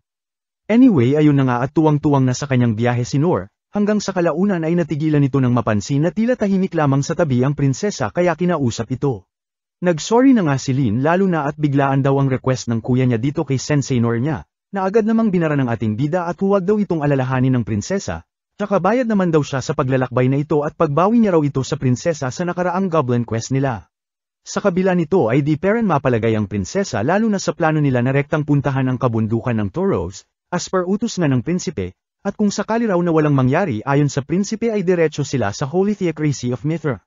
Maging si Ines, na siyang escort nila ay sinabihan ng prinsesa na huwag na masyadong mag-alala pagkat nandirito raw siya, sabay pa flashback noong kausap nito ang prinsipe na siyang binigyan siya ng secret task, at dalhin na raw ng ligtas ang prinsesa sa Holy Theocracy of Mithra dahil magkakaroon daw ng kaguluhan sa kanilang bansa. Kalaunan ay nagpahinga muna sa kanilang paglalakbay ang tatlo. At dito sinamantala ni Ines ang pagkakataon para humingi ng pasensya kay Nor at nadamay ng araw sa mga kaganapan. Pinagtaka naman ito ng ating bida at bakit daw ito nag-so sorry sa simpleng biyahe lang naman daw ang ginagawa nila, tsaka bakit tila kanina pa raw aligaga ang dalaga at ano raw ang bumabagabag dito. Ayon naman kay Ines ay may mga iniisip lang daw siya, Dagdag pa raw kung paano niya poprotektahan ang ating bida kung sakali, na agad namang sinapla ni Noor at kaya niya raw ang sarili niya kaya huwag mag-alala ang dalaga. Dito na nga pinakita ni Ines ang kanyang abilidad, ang Divine Shield, at kung sakaling may mangyari raw ay magtago lamang sila sa likod niya nang sila ay maprotektahan niya, at anumang magic o sandata ay di raw tatagos sa kalasag na ito. Lubos na manghana nga ang ating bida sabay na alala ang lalaking nakalaban niya kamakailan lang na hindi niya na naman maalala ang pangalan, at parehas nga raw dito kay Ines na may mga pambihirang natatagong lakas, kumpara raw sa kanya na sa simpleng goblin lamang ay sobra raw nahirapan. Drama mode na nga si Ate Mo with matching pa-flashback pa ng kanyang nakaraan, noong nasa bahay ampunan pa ito kung saan nadiscover nito ang kanyang kapangyarihan, kasama ang kanyang kaklase na bigla na lamang nasugatan ng hawakan ang liwanag sa kanyang kamay. Dito na nga siya pinatawag ng mga sovereign para makita ang kanyang kapangyarihan, na ayon sa mga ito ay rare skill daw na pwedeng maging sandata at mahiwa ang anuman, o isang kalasag na kayang protektahan ang sinuman, at kung gugustuhin nga rin daw ng dalaga ay kayang-kaya nitong magpatambo ng isang bansa gamit lamang ang skill na ito. Ngunit huwag nga raw mag-alala si Ines pagkat simula ngayon ay matututunan niya na kung papaano ito magagamit ng maayos. Simula nga raw noon ay tinuruan na siya ni Dandel, ang Sovereign of Shield, at iba pang Sovereign, ngunit dahil sa takot na makasakit pa ng iba ay inilayo na niya ang kanyang sarili sa iba. Dito na nga rin niya na ikwento kung saan niya narinig ang pangalan ng ating bida, na siyang bukang bibig daw ng tumayong tatay niya na si Dandel, at tila grabe ang paghanga sa ating bida. Dito na nga nagugat ang di niya maintindihang pakiramdam, tila pagseselo sa isang tao na kailanman di niya pa raw nakikita. Mas lumala pa nga raw ito noong panahong mismong nakilala na niya si Noor, ngunit sa pagkakataon daw na ito ay mas importante na maprotektahan niya ang prinsesa, bilang shield ng Clay's Kingdom. Sa gitna ng pagdadrama ni Ate Ines Mo ay napansin naman ni Noor ang kakaibang daan sa kabukiran, hanggang sa makita na nga rin ito ng prinsesa at iniutos na itigil ang karwahe. Walang ano-ano'y gumamit ito ng uncover magic at dito bumulaga sa kanila ang isang durodamanyong palaka. Samantala, kaliwat ka ng pagsabog naman ang kaganapan sa kaharian ni Lin, na inasahan na nga ng prinsipe kaya pinaalis sila Noor kasama ang prinsesa. Kinabwisit na nga ito ng hari at minura si Deridas, ang nakasagutan nitong hari kamakailan na nagbanta sa kanila at paka na nga ng lahat ng ito. Kanya-kanya na ngang troka ang Sovereign Six para labanan ang mga halimaw na lumusab sa kanila. At bawat sulok nga ng kaharian ay pinutakte na kaya wala silang choice kundi i-deploy lahat ng mga sundalo sa pangunguna ng mga Sovereign Six. Balik naman kila Noor ay pinakitang may kasama ang durodamanyong palaka, isang batang puti ang buhok, na lubos kinagulat ang atake ni Lin kaya nawala ng kontrol sa palaka. Bagamat di alam ang sitwasyon ay agad namang to the rescue si Noor sa bata, at prinotektahan ito mula sa durodamanyong palaka habang sinubukang pigilan ni Ines at tila may pagdududa sa bata, at nabatid na isa itong demon folk, tawag sa mga demi-humans na may abilidad na makontrol ang mga halimaw, na halos nasakop ang Holy Theocracy of Mithra 200 taon na ang nakakaraan. At inakalang extinct na dahil pinaghubunting ng mga tao mula noon. Dito na nga nila napagtanto na noong nagcast ng spell ang prinsesa ay kinagulat ito ng bata kaya naputol ang koneksyon sa durodamanyong palaka, na siya ring bida-bidang paglusob ni Noor na siya nila ngayong kinababahala. Buwisit lusob din kasi agad bobo naman, pabulong-bulong na nga lang ni Ines at buwisit na buwisit kay Noor at di nga raw nag-iisip habang itong prinsesa naman ay di na naitago ang pag-aalala at tulungan nga raw nila ang nurse sensei niya, ngunit agad pinigilan ni Ines at priority niya raw ang kaligtasan ng prinsesa. Walang ano-ano'y bigla na nga lang bumuga ng maitim na tinta ang kalaban na siya namang hinarang ni Noor bilang pagprotekta sa bata, ngunit sa kasamaang palad ay laman pala ito ng matinding lason na siya nang rekta tumama sa kanya, at nagpaisip kay Noor na baka ito raw ang naisabihin sa kanya ni Ines kanina, na hindi lang ito basta ordinaryong palaka lamang kundi may lason pala. Black Death Dragon, pangalan nga raw ng kalaban dahil sa dulot nitong sure bowl na kamatayan, ika ni Ines habang sobra-sobrang pag-aalala ang nadarama ng prinsesa na ayaw paalisin nitong moldita, at mas importante raw ang buhay ng prinsesa dahil nakasalalay dito ang kinabukasan ng kanilang kaharian. Lubhang delikado raw kahit makalanghap lang sila ng kaunting lason mula sa kalaban, na maging ang sovereign healer na si Sane daw ay di kakayaning gamutin. Pangmalakas ang usok na may lason na nga ang ibinira ng durodamanyong palaka na agad namang hinarang ni Ines gamit ang kanyang divine shield, na sinabayan na rin ng prinsesa gamit ang kanyang purification magic ngunit sadyang malakas ang lason at di nadadala sa purify. Sorry na nga lang daw kay Noor at simpleng sundalo lamang daw siya, sa isip-isip na nga ni Ines hanggang sa magulat ito nang makita na nakikipaglaban pa rin ang ating bida laban sa palaka sa kabila ng tindi ng lason na natamo nito. Dito na nga napagtanto ni Ines kung bakit ganoon na lamang ang paghanga ng airpat niya at ng ibang sovereign sa lalaking ito, at kahit ayaw niya man aminin sa sarili niya ay ito rin ang taong all this time hinangaan niya, na gagawin ang lahat, kahit isakripisyo ang sarili, maprotektahan lamang ang iba at nangangailangan. Isang tunay na shield, ngunit mukhang huli na raw ang lahat, Sabay pakita sa ating bida na nakikipagsabayan peren sa kalaban sa kabila ng lahat, hanggang sa bumagsak na nga ito. Pabagsak na rin ng like at subscribe mga idol, damay nyo na rin po TikTok at Facebook ko, andyan link sa profile ko. Sinumpang mga bata, tawag sa mga batang noong pinanganak ay may sinumpang kapangyarihan na kayang magkontrol ng mga halimaw, ngunit masahol pa sa hayop kung ituring ng mga tao, ayon dito sa bata na nagkikwento. Sipa doon, bogbog dito, malabo lang binabalibag-balibag lamang ng mga mapang-ipang tao na sila ay ikinulong, na lubos pinagtataka nitong bata at ano raw ba ang ginawa nilang masama. Dahil din sa kapangyarihang ito ay kaya nilang basahin ang isip ng mga tao, ngunit sa kasamaang palad ay mas kinagalit ito ng mga tao kaya mas pinagmalupitan sila. Sa kabila ng mga dinanas niya, pangbubugbog, at pang-aabuso ng mga tao ay kailanman di niya raw naisip na gumanti sa mga ito, ni manakit ng sinuman o makakita man lang ng dugo. Hanggang sa isang araw ay kausapin siya ng kanyang amo, at maaari raw siyang makatulong sa kanilang bansa kung dadalhin niya ang mga halimaw since isang araw siyang demon folk. At kung gagawin nga raw ito ng bata ay kailanman hindi na siya pagmamalupitan pa, at makakakain na ng masasarap na pagkain, pati ang kanyang mga kasamahan, pangako nga raw nito. Ngunit kung tatanggihan daw ng bata ay sisiguraduhin niyang mas malala ang mararanasan nito, pagbabanta na nga ng duro-demonyo. Wala nang ang nagawa ang bata kundi tanggapin na lamang ang utos nito, hanggang sa ipakita na nga ang nangyari sa nakaraan kung saan kasama na nito ang dambuhalang Polaka, na nakawala sa kontrol nito dahil sa pag-ambush ng grupo nila Noor. Takot na nga ang nadama nito dahil nabigo siya sa kanyang misyon, at inisip ang sasapitin ng kanyang mga kasamahan dahil sa kanyang kapalpakan. Mukhang katapusan ng araw niya ngayon sabay na pangiti na lamang, at bagamat wala raw siyang naitulong, ay at least wala raw siyang nasaktan, at sanay sa susunod na buhay niya raw ay di na siya mabugbog pang muli, maging kapaki-pakinabang, at makakain ng masarap kahit isang beses man lang. Dito na nga niya ikinagulat ang pagdating ng ating bida, na siyang prinotektahan siya laban sa halimaw, na lubos niyang pinagtataka, at imbis na protektahan ang sarili sa lason ng Polaka ay mas inuna siya, kaya ayon, bagamat may kakunatan ay kalaunay natambo na ang ating bida. Walang ano-ano'y biglang pa-flashback sa nakaraan ni Noor, noong mga panahong solo na lamang itong namumuhay sa kabundukan at kababalik lang mula sa training schools na lahat tinanggihan siya. Dito na nga ito nalasan sa niluto nitong pagkain at di inakalang may nakasamang nakakalasong tanim sa kanyang pagkaing inihain. Magdamag na nga itong nanghina at samuka ng dugo hanggang sa makita niya sa libro ang salarin ng kanyang pagkalason, ang tanim na kung tawagin ay Dragon's Ruin. Sa kabila nito ay nagpatuloy pero nito sa pang-araw-araw niya na training ng lubos ng hihina, hanggang sa kalaunan ay naging okay na rin siya. Nagdaan ang mga araw ay naging maingat na nga siya sa pagkuha ng mga tanim na kakainin. Ngunit sa kamalas-malasan nitong bida natin ay ahas naman ang nakadalay dito, na lubhang makamandag. Ngunit sa gulat ni Noor ay saglit lang ang epekto nito sa kanya at agad naging okay.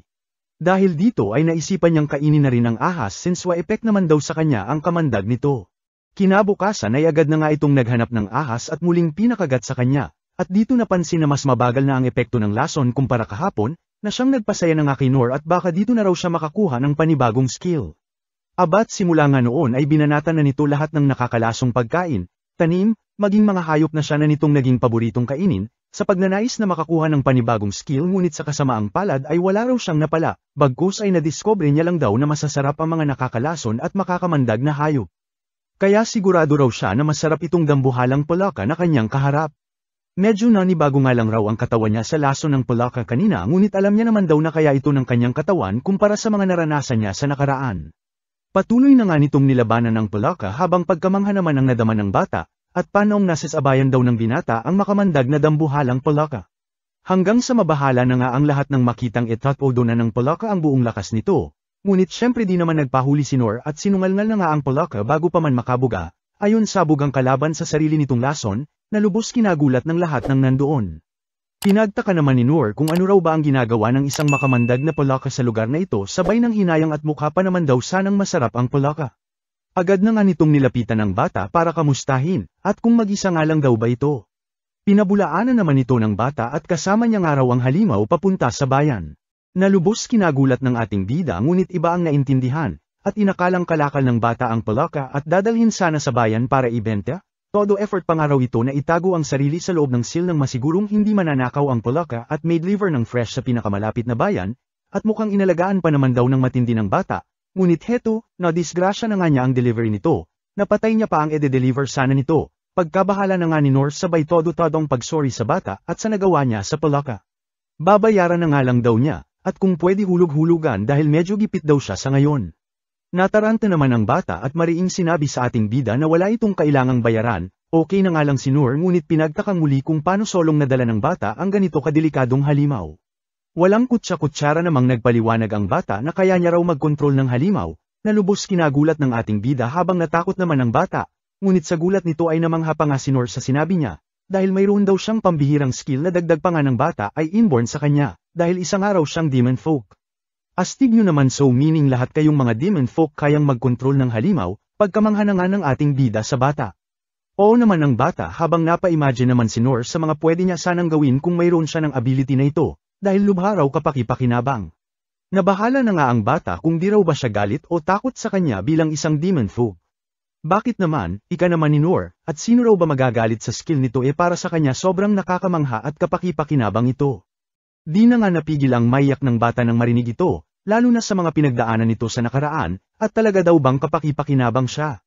Natigilan na nga si Noor sa reaksyon ng bata, at kumpara nga raw sa kanya, ay biniyayaan ng pambihirang kakayahan ng batang ito, ngunit bakit tila wala raw itong ni Katie na pagpapahalaga at bilib sa sarili, kaya nilapitan na lamang ito at pinataha. Walang ano-ano'y dumating na nga sa eksena ang kanyang mga kasamahan at kinumusta ang kanyang kalagayan. Sa gulat nila ay okay nga lang si Noor, na ibinido pa nga ang kanyang katawan na batak daw sa lason at kamandag, kaya wala raw silang kailangang ipag-alala pa. Imposible nga raw ito, sa isip-isip naman ng prinsesa dahil hindi lang daw basta lason at kamandag lang ang inilabas ng palaka, maliban na lamang raw kung naabot na nito ang antas ng isang sacred spirit, na ayon dito kay Lin ay isang teknik na kayang pagalingin anumang sugat at mag-purify ng anumang mahawakan nito, na inabot pa ng 40 years para ma-master ng mismong Sovereign of Salvation, habang nagawa naman daw ni Noor Sensei ng bata pa, na lubos nitong kinamangha. Iminungkahi na nga ni Noor na unahin na nilang asikasuhin ang bata, na nagpatigil sa prinsesa at tinanong ang bata kung isa raw ba itong demon folk. Aba paano mo nalaman, ika naman ni Noor habang pagkabahala naman ang nadama ni Lin at ano raw ba plano ng ating bida sa bata. Kung maaari nga raw ay isama sana nila ito sa karwahe ngunit agad kinontra ni Ines at di nga raw pwede. Naguluhan naman ang prinsesa sa kung ano ang gagawin, pagkat para sa kanila, ay lubhang delikadong lahi ang mga demon folk. Sabay muling tinanong ang ating bida kung okay lang daw ba ito sa kabila ng pagiging demon folk ng bata, at ginawa ng palaka na kasama nito kanina. Ayon naman kay Noor ay wala naman na silang magagawa pa sa nasalantang bukid, ngunit kasalanan niya raw kung bakit di na matatapos pa ng bata ang layo nito kasama ang palaka. Nagulat na nga ang dalawang dalaga at kung dadalhin daw ba sana ng bata ang Black Death Dragon sa bayan, habang nagpatuloy naman ang maling pagkagets ni Noor sa sitwasyon at tinanong ang bata kung sino raw ba nag-utos sa kanya na gawin ito. Ayon naman sa bata ay di niya raw kilala, na inakala pa nga nila Ines na pinagtatakpan nito, habang iginiit naman ng bata na di niya kilala pagkat ganito raw silang pinalaki. Dito na nga napagtanto ni Ines na isa itong slaves na matagal nang inalis sa sistema ng kanilang kaharian ngunit talamak parent sa mga karatig bansa nila. Kaya tinanong na lamang ang bata kung may uuwian daw ba itong tahanan kung sakali, di niya raw alam sagot naman ng bata lalo na't piniringan daw siya noong ibinyahe siya rito. Gulong-gulo na nga ang prinsesa sa gagawin niya, sabay naisip ang laging bilin sa kanya ng kanyang tatay na mas pagkatiwalaan ang sarili niyang mata kaysa sa mga sinasabi ng iba. Tinanong naman ni Noor ang pangalan ng bata, at dito nalaman na Rolo ang pangalan nito, habang kinausap naman ni Lin si Ines at kung pwede raw ba nilang isama ang bata. Gustuhin man nga raw nila ay hindi pwede, ika naman ni Ines pagkat sigurado haharingan lamang ito sa Holy Theocracy of Mithra kung saan bawal ang mga demon folk, tsaka kahit naman daw isama nila ito at iwan doon ay di sila makakasigurado sa kaligtasan ng bata, at baka isipin pa raw ng Holy Theocracy of Mithra na kalaban sila at atakihin ang mga ito. Sa gitna ng kanilang pag-uusap ay nagulat na lamang sila nang may sumingit na lalaki sa eksena, pasingit na rin lods ng like at subscribe, salamat. Mukhang olats yung delivery mo bata ika na nga ng misteryosong lalaki na bigla na lamang lumutang, na lubos pinagtaka nila Noor at kung ito raw ba ang nag-utos sa bata ng nasabing delivery. Pinabulaanan naman ito ng lalaki sabay nagtanong sa ating bida kung ito raw ba may gawa nito, na siyang agad ako naman ni Noor at nag-sorry sa kinahinatnan ng halimaw. Ba't ka nag-so sorry, pagtataka na nga ng kalaban at wala nga raw itong paki kung anuman gawin nila sa palaka, at ang pinunta nga raw niya rito ay ang batang kasama nila. Natuwa naman si Noor at buti na lang daw may sundo na ang bata, hanggang sa nagulat nang bigla na lamang silang atakihin ng lalaki at pagkakapirahan nga raw niya ang batang demon folk na kasama nila, buhay man o patay, wala siyang pakialam basta't siya ay mabayaran. Sunod-sunod na atake na nga ang ibinira nito na pilit hinaharang naman ni Noor, ngunit sa kabila nito ay di naman nagpapigil ang kalaban at desididong makuha ang bata para sa kaakibat nitong pera, kaya binanat-banatan ang bida nating nagkaditilapon-tilapon sa lakas ng atake ni Kuya Kalaban. Bagamat pang malakasan ang parry niya ay nagulat na nga ito sa lakas ng mga atake ng kalaban sa kabila ng liit ng sandata nito, na ikinumpara na nga ni Noor ang lakas sa dambuhalang baka na nakalaban niya raw kamakailan. Lubos kinabahala na nga ito ng ating bida dahil tanging pagsangga lamang ang nagagawa niya sa harap ng pagkaliksiliksing assassin, dagdag pa at prinoprotektahan na raw niya itong si Rulo, habang sa malayo naman ay di makapaniwala ang prinsesa sa nasasaksihang labanan, at halos di nga raw nila masundan ang galaw ng dalawang naglalabanan.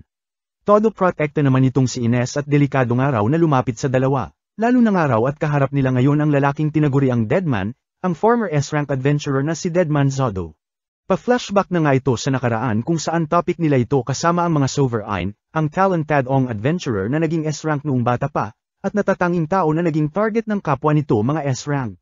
Dahil dito ay nagka-interes na nga itong si Gilbert na siya na lamang mag-hunting dito, ngunit agad sinapla ng ibang Sovereign at inirekomenda ang huwag na nitong balakin pa, at sabihin na nga lang daw nila na sadyang iba si Zodo at masyadong malakas para labanan ng sinuman.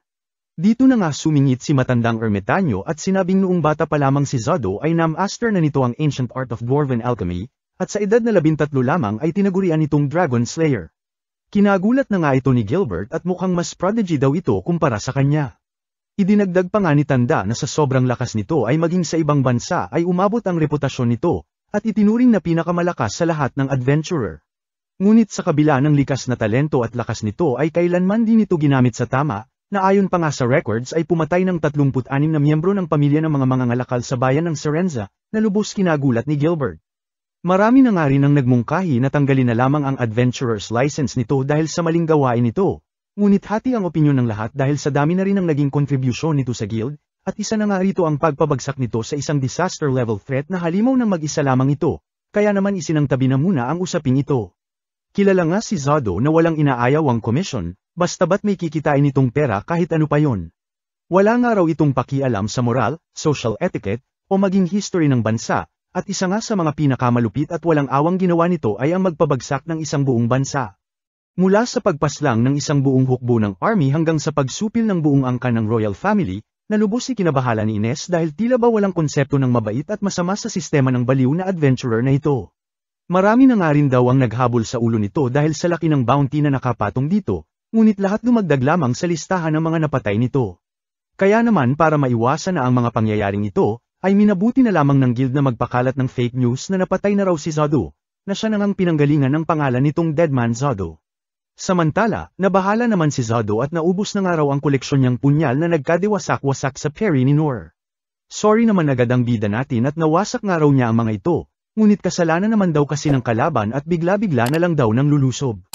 Hala, nag-sorry talaga ang tanga, ika na nga lang ni Zodo habang napapaisip, na hindi raw basta-basta lamang nawawasak ang Orichalcum at Dragon Tusk.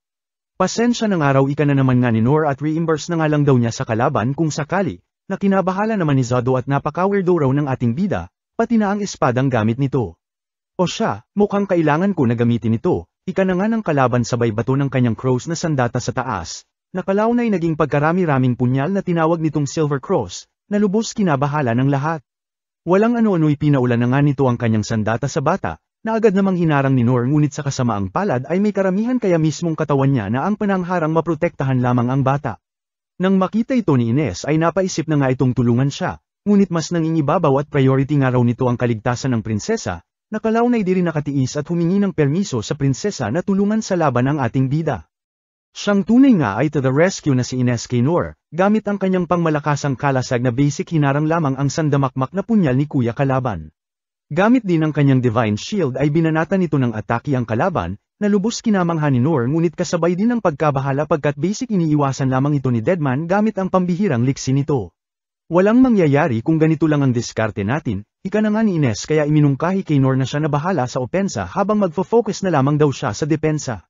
Dito na nga naisip ni Noor na gamitin ang mga nabunging ngipin ng nakalabang palaka kanina bilang pambato, na siyang tunay nga kalaunan ay ibinato sa sandamakmak na punyal ni Deadman Zodo gamit ang physical enhancement at stone throw skill niya. Kinamangha na nga ito ni Ines at nawasak ni Noor ang mga lumilipad na punyal gamit lamang ang mga kuko at pangil ng Black Death Dragon kanina, ngunit sa gitna ng kanilang pagganap ay biglang singit na nga ng atake si Zodo mula sa kung saan, buti na lamang ay agad na peri naman ng ating bida, na lubos kinagulat ng kalaban at panaong naharang nga raw ni Noor ng ganoon kabilis, at nawasak na naman ang punyal niyang gawa pa sa adamantite. Ano pa nga ba at nagsorry na naman ang ating bida at nasira nga raw niya ang sandata ng kalaban, na kinabwisit na nga ni Zodo at kung ano raw kinawerdo ng espada niya ay ganun din kalala ang tama sa ulo ng ating bida, sabay namang sa abilidad ni Noor na makita ang kanyang mga atake at eperi ito. Tsamba nga lang daw ika naman ni Noor ngunit pinabulaanan ng kalaban at pakiramdam niya raw may mas malalim pa na dahilan dito, sabay ipinabatid sa kanila na titigil na muna siya sa ngayon, at mukhang di niya na rin daw masasaksihan ang special celebration na magaganap sa Royal Capital. Anong ibig mong sabihin? Biglang singit na nga ni Ines at nabahala sa sinabi ng kalaban. Pang-ising-ising nga lang ang adventurer at sinabing maging siya ay walang alam sa mga detalye, basta't ang alam niya lang daw bongga ang mga magiging kaganapan, sabay sa kanila ay nagpaalam na at naging masaya na rin naman na daw ang pagpapalipas niya ng oras sa kanila. Sabay bamanat pa nga sa ating bida na sa lahat daw ng nakilala niyang weirdo at kakaibang tao, ay si Noor daw na mumunguditanggi sa lahat ang pinakamay tama sa ulo, swerte nga raw nitong bata, at tiba-tiba na raw sana siya ngayon kung nagkataon, kung di lang dito sa lalaking ito, muling banat na nga ng kalaban na muli siyang binanatan. Tumigil ka na nga, ribat na nga lang ni Noor hanggang sa tuluyan na ngang umalis ang kalaban. Nabahala na nga ang dalawang dalaga sa mga iniwang salita ng kalaban, habang napatanong naman si Noor kung interesado raw ba ang dalawa sa bonggang party sa Royal Capital na tinukoy ng kalaban. Kalaunan ay iminungkahi na nga ni Noor na bumalik na lamang sila sa Royal Capital, since curious din naman sila at since di rin naman daw nila mas asama si Rolo sa Mithra. Bigla na nga lang nang inig sa takot si Rolo nang malaman na galing sila lahat sa Royal Capital, at di nga raw sila pwedeng pumunta rito, na lubos nilang kinabahala at ano raw ba ang ibig sabihin ni Rolo. Dito na nga ay pinaliwanag ng bata na may dambuhalang halimaw raw na lulusab sa Royal Capital base sa mga narinig-rinig niya, na sa sobrang lakas ay kayang magpabagsak ng isang buong bayan. Dahil dito ay napagdesisyonan ng prinsesa na agad na silang bumalik sa bayan ngunit agad kinontra ni Ines, bago pa man matapos sa pagsasalita si Ines ay inunahan na ito ng prinsesa at alam niya raw na utos ito lahat ng kuya niya. Kinagulat na nga ito ni Ines at paano raw ito nalaman ng prinsesa, ayon naman sa prinsesa ay kapatid niya ito kaya alam niya ang takbo ng isip nito, ngunit di na nga raw ito importante ngayon at mahalagang masabi nila ang kanilang nalaman sa kaharian. Wala na ngang nagawa si Ines kundi sundin na lamang ang prinsesa, ngunit sa kondisyon nga raw na manatili itong sa tabi niya kahit ano pa man ang mangyari. Tinanong na nga ni Noor ang bata kung ano na ang plano nito ngayon, dito na nga napagdesisyonan ni Rolo na sumama na lamang sa kanila at maaaring demon folk daw ang may kagagawa nito. Pagkamangha naman ang nadama ng prinsesa at napakalaki raw ng puso ng Noor sensei niya kumpara sa kanya, habang sa isip-isip naman ng ating bida ay lubos ng hihinayang, at di man lang daw niya natikman ang palaka na kanyang nakalaban. Kalaunan ay nagmadali na nga silang bumalik sa Royal Capital, habang sa kaharian naman ay tila may namataan ang kanyang kuya mula sa himpapawid, at nang gamitan ito ng uncover spell ay lubos na gulantang nang makita ang nakapaloob ditong halimaw, na ayon dito sa kawal ay isang black dragon, ngunit pinabulaanan ng prinsipe at sinabing hindi lang ito basta dragon lamang, bagkus ay isang calamity dragon. Pakurot na rin lods ng like at subscribe, salamat. Habang nasa karwahe ay bigla na lamang natigilan si Noor at may kakaiba raw siyang nararamdaman sa bandang kaharian. Kinabahala naman ito ng iba dahil wala naman raw silang maramdaman hanggang sa sumambulat na nga sa kanila ang isang dambuhalang dragon na ayon sa prinsesa ay isang calamity dragon. Sa laki nito ay nandilim na nga ang buong kaharian, na lubos kinabahala ng prinsipe at napagtantong kagagawa nito ng kalabang imperyo, na ginising ang calamity dragon mula sa mahimbing nitong pagtulog. Dahil dito ay agad na ngang ipinag-utos ng prinsipe ang agarang paglikas ng mga tao sa kanilang kaharian, habang ang Sovereign Six naman ay di magawang magtipon at magsama-sama gawa ng kanya-kanyang kalaban na kanilang kaharap. Samantala, pinuntahan naman agad ni Gilbert ang hari para sa layo nilang paglisan sa kaharian, ngunit agad binara ng hari at sila na nga raw bahala sa mga tao at pagsiguro sa kaligtasan ng mga ito sabay nagpaiwan at may trabaho pa nga raw siyang kailangan asikasuhin. Drama mode naman ang prinsesa pati na si Ines, at sa harap nga raw ng Calamity Dragon ay di malayong mawasak ang buong Royal Capital, at bagamat lumisan na ang lahat ay sigurado raw na magpapaiwan ng hari para harapin ang nasabing dragon, kahit alam naman daw nilang walang laban dito maski ang mismong hari. So yan pala itsura ng isang dragon, biglang singit na nga ni Noor sa tabi sabay tanong kay Lin kung nasa kaharian pa raw ba ang kanyang kuya at amang hari. Malungkot na oo naman ang sagot ng prinsesa at huli na nga raw ang lahat para tulungan pa ang mga ito. Kinontra naman ito ng ating bida at sa tingin niya raw aabutan niya pa ang mga ito kapag tumakbo siya, na lubos pinagtaka naman nila at paano raw sa ganitong kalayo na distansya. E di gawin natin yung ginawa natin sa Goblin dati, mungkahi na nga ni Noor, hanggang sa mapagtanto ng prinsesa na ang ibig nitong sabihin ay ang wind blast spell yang nagpatilapon dito dati na bagamat pwede ay lubha raw delikado. Huwag nga raw mag-alala ang prinsesa pagkat sasaluhin naman daw ng kanyang espada ang impact ng nasabing spell, tsaka malaki raw ang utang na loob niya sa mga tao ng kaharian lalo na sa airpat ni Lin kaya nais niyang tumulong. Drama mode na naman nga ang prinsesa at bakit napaka-negative niya raw sa ganitong sitwasyon habang ang Nor Sensei niya heto nag-iisip ng mga solusyon, kaya wala raw siyang karapatan para ang iminungkahi nito ay pagdudahan, lalo na ang mag-alinlangan. Samantala, drama mode din ng erpat nitong hari at napaisip sa kawalang hiyaan ng karatig imperyo nila na gagawin talaga ang lahat makamkam lamang ang Dungeon of the Lost na bahagi ng kanilang kaharian, na nais gawing military power ng mga ito para masakop ang buong mundo. Wala nga raw pakialam ang mga ito kahit mawasak pa ang kanilang kaharian makuha lamang ang dungeon mula sa kanila, na siya niya raw pagkakamali at mukhang minaliit niya ang hangganan ng kabaliwan ng nasabing imperyo, na aabot talaga sa punto na magpapadala ng isang calamity dragon. Pasensya na nga raw sa mga nasasakupan niya at tanga-tanga ang kanilang hari, ngunit hayaan nga raw nilang bumawi siya, at bagamat di niya man magawang tapusin ng dragon ay sisiguraduhin niya raw na isasama niya ang isa sa mga mata nito. Samantala, gamit ang Divine Shield ni Ines ay gumawa ito ng isang malaking tubo sabay pinatayo ang ating bida sa harap nito. Umoki naman itong si Noor ngunit nagtaka nang magsimula ng mag-cast ng spell ang prinsesa at tila iba raw ito sa nakaraang ginawa nito. Sorry in advance na nga lang ang prinsesa at mas malakas nga raw ito kumpara sa dati, at bago pa man makapagsalita si Noor ay bigla na lamang itong nawala ni kaluluwa wala. Balik sa kaharian ay di na nga nagpatumpik-tumpik pa ang Calamity Dragon, at nagsimula ng bumuo ng pangmalakasang hami-hami wave. Lubos si kinabahala na nga ito ng lahat at ito nga raw ang Elder Dragon Breath na siyang nagwasak sa kontinenteng ito ilang daang taon na ang nakakaraan. Sa kabila nito ay matapang itong hinarap ng hari, na napangiti na lamang at mukhang di man lang daw siya bibigyan pagkakataon ng kalaban na makasagot man lang ng atake. Dito na nga nito ibinaba ang kanyang espada sabay naglabas ng isang nagliliwanag na punyal, at ipatitikim niya raw sa Calamity Dragon ang lakas ng mga tao. Ikinabahala naman ito ng mga sovereign at tinawag itong Blasting Sword, isang sandata na nag-iipon ng lahat ng lakas ng nagmamay-ari nito, para sa isang pangmalakasang sakripisyong pagsabog. Hype na nga tatay mo at desidido ng magsakripisyo hanggang sa matigilan ng biglang pumasok sa eksena ang ating bida na bumangga sa panga ng bumagsak na nag-uurumintadong dragon. Nagising na nga lang ang dragon na nagtataka at bakit nababalutan daw siya ng alikabok, at kung itong bidang araw ba natin ang may gawa nito. Nagalit na nga ito sabay sabing ang malalakas ang nagkokontrol sa mahihina sa pamamagitan ng karahasan, kaya umanda nga raw itong bida-bida na matikman ang natural na batas ng mundo sabay ibinira ng buong lakas ang kanyang dambuhalang buntot kay Noor, ngunit basic pineri lamang ng ating bida, ayon bumagsak na namang muli ang dambuhalang dragon.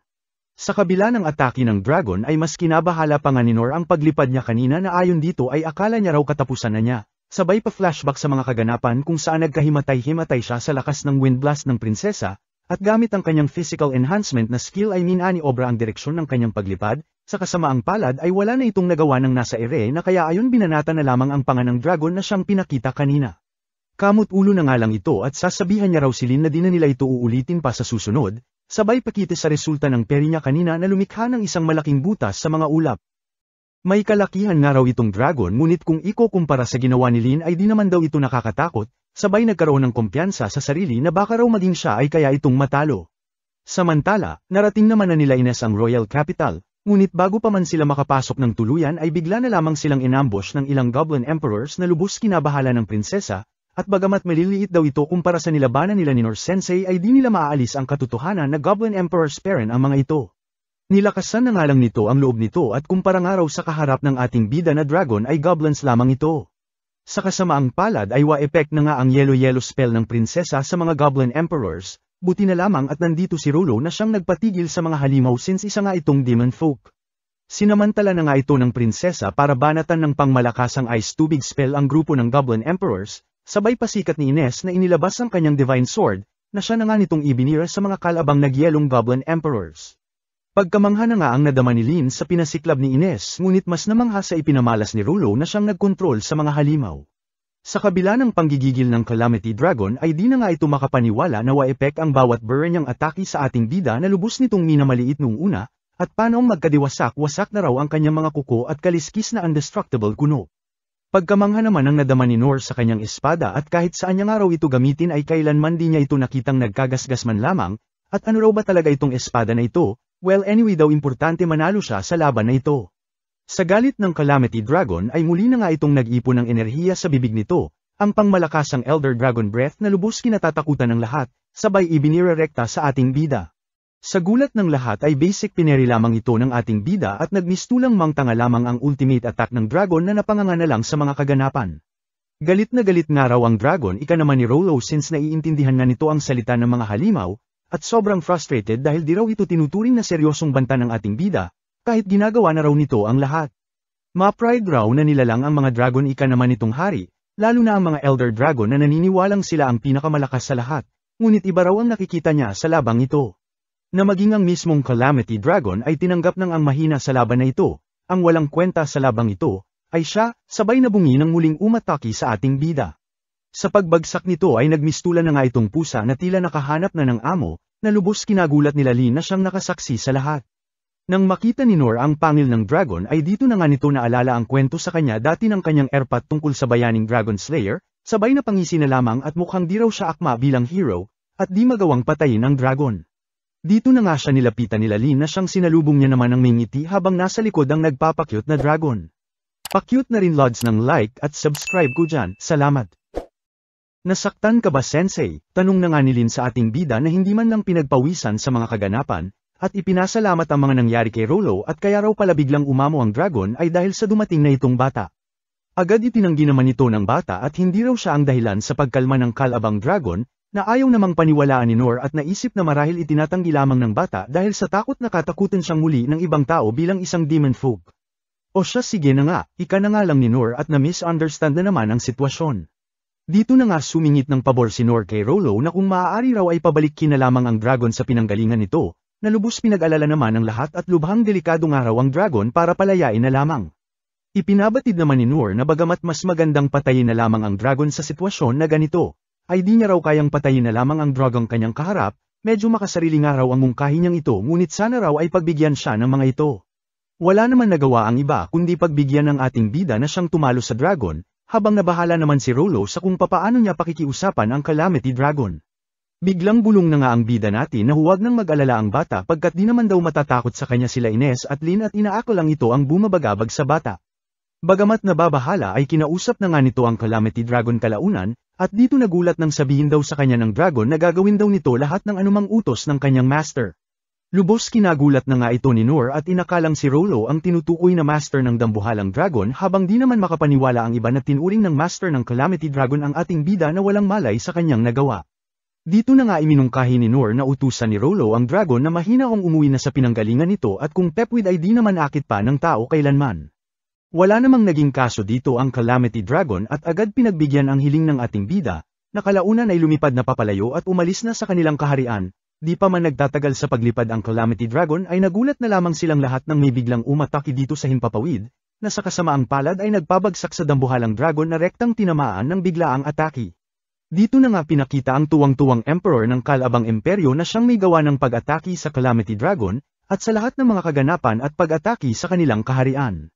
Ano ba yan, akala ko pa naman wasak na ang aabutan ko, ika na nga ng emperor na duro-demonyong kontrabida ng kanilang kaharian, na siya nang pinalabas lahat ng kanyang alagad at mga kawal with matching iba't ibang aparato na pang-atake nito bilang parte ng kanyang masasamang plano, sabay pa flashback sa nakaraan, nung ipinag-utos nito ang paggising sa Calamity Dragon na siyang lulusab sa Royal Capital, at matapos na raw wasakin ng nasabing dragon ang kaharian ay lulusab daw sila kasama ang kanilang puwersa, karga daw ng iba't ibang sandata at mga pangmalakasang aparato. Sa kabila ng mga planong ito ay kinontra ito lahat ng isang lalaki na nagngangalang Randeos, at di niya raw nakikita ang digmaan na ito na kapakipakinabang para sa kanila. Kinabwisit naman ito ng emperor na siya nang sinipa ang lalaking ito, at huwag daw nitong pinapakialaman ang desisyon niya, lalo na at walang sino man ang kayang tumapat sa imperyo at magical technology nila, na siya niya raw sisiguraduhing malalaman ng buong mundo, at magsisimula sa pagwasak nila sa kaharian ng Clays na walang pakinabang sa Dungeon of the Lost na nararapat lamang daw para sa kanya. Samantala, agad pinuntahan naman nila Nor ang lugar na binagsakan ng Calamity Dragon, at pinag-aalala kung buhay at okay pa raw ba ang halimaw. Dito na nga nila nakita ang sandamakmak na army ng katabing imperyo, na siya ring nakita sila at napansing kasama itong si Ines, na marahil siya raw dahilan kung bakit okay pa rin ang Royal Capital sa kabila ng paglusob ng Calamity Dragon, na kilalang alamat sa buong mundo dahil sa taglay na lakas nito. Tawa-tawa na nga lang ang Emperor at eto na raw ang katapusan ng mga nasabing alamat, sa mundong kanyang gagawin na kaalaman at teknolohiya ang mananaig, sabay utos na pasabugin ang aparatong tinawag nitong Brian Aquila Ines, na marahil tinagurian daw na Divine Shield, ngunit siguradong abo raw laban sa pinagmayabang nitong aparato. Walang ano-ano'y pang malakasang laser na nga ang ibinira nito papunta sa grupo ng ating bida, parehong aparato na nagpabagsak sa Calamity Dragon. Ngunit bago pa man tumama kay Ines ay agad nang ang pineri ni Noor ng walang kahirap-hirap, na lubos na namang kinagulat ng lahat maging ng Emperor na lubos nagtaka at marahil pamalyang-alang daw ang atake nila. Samantala, pagtataka rin ang dulot nito sa ating bida at sino raw ba ang mga ito. Paliwanag naman ng prinsesa na ito ang imperyo na pinangungunahan ng Durodamonyong si Daridas III, na siguradong libu-libo ang dalang army at layong pabagsakin ang kanilang kaharian para sa pansariling interes nito sa Dungeon of the Lost. Lubos kinagulat na nga ito ng ating bida habang pag-aalala naman ang nadama nila Ines pagkat alanganin sila sa lakas ng puwersa na dala ng nasabing kalaban. Kailangan na raw nilang umatras muna sa ngayon at hanapin ang kanyang kuya, mungkahi na nga ng prinsesa sa kanila, sabay tanong sa ating bida kung ano raw ba ang plano nito ngayon. Aces tinatanong pa ba yan, ika na nga ng ating bida na sa isip-isip ay naisip din na umatras na sila sa mga kalabang ito, ngunit iba naman ang naging pag-intindi rito ng prinsesa at inakalang nais lumaban ng kanyang Norse sensei. Sa gitna ng kanilang pag-uusap ay bigla na nga lang silang pinaulanan ng kalaban ng sandamakmak na pew-pew-pew.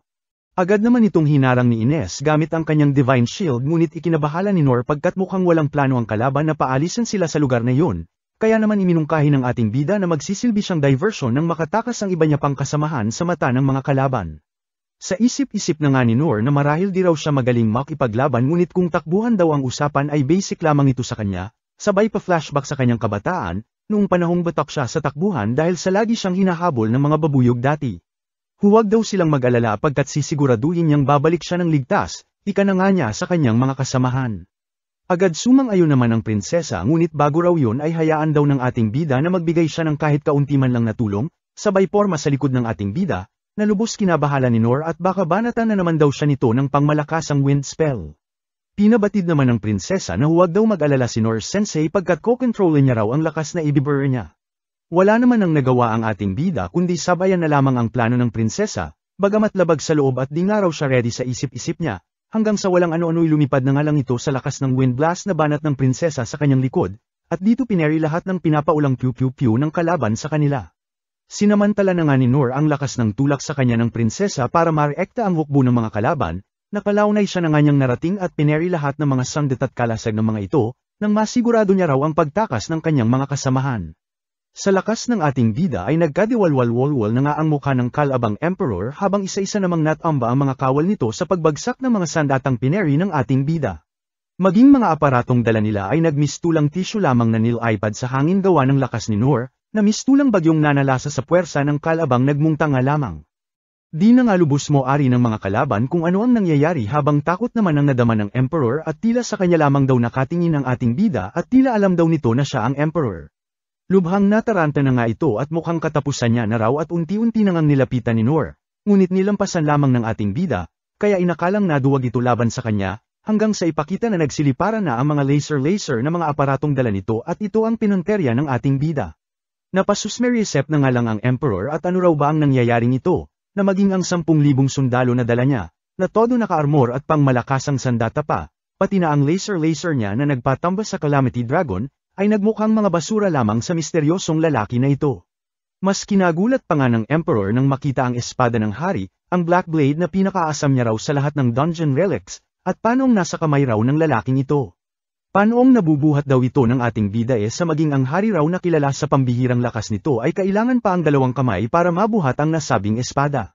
Sinong animal na ito? Hype bin asik lang lahat ng meron akong hype na yan, nang siya lamang mag-isa, at ngayon pang isingisi lang daw sa kanya at mukhang ninanamnam ang paghihirap niya bago siya patayin ito. Ang mismong bagay na nais niyang gawin sa hari ng Royal Capital ngunit sa kanya nangyayari ngayon, sabay ihi na nga sa diaper ni Tanda at di na kinaya ang takot na nadarama sa ngisi ng ating bida, at rekta sakay sa kanyang kabayo at kumaripas ng alis papalayo kay Noor, hahaha. Pakaripas na rin lods ng like at subscribe ko dyan, salamat.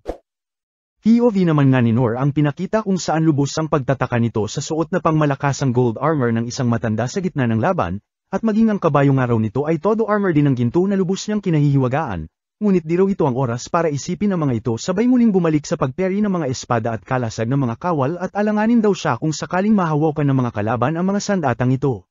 Maging mga aparatong dala ng kalaban ay dinamay na nga rin ng ating bida bilang pagpapasiguro, at di man sadya ay nadamay na sa paggulong-gulong itong emperor na hanggang ngayon lubos pinagtataka ni Noor kung sino at ano ang ginagawa sa gitna ng kaguluhang ito.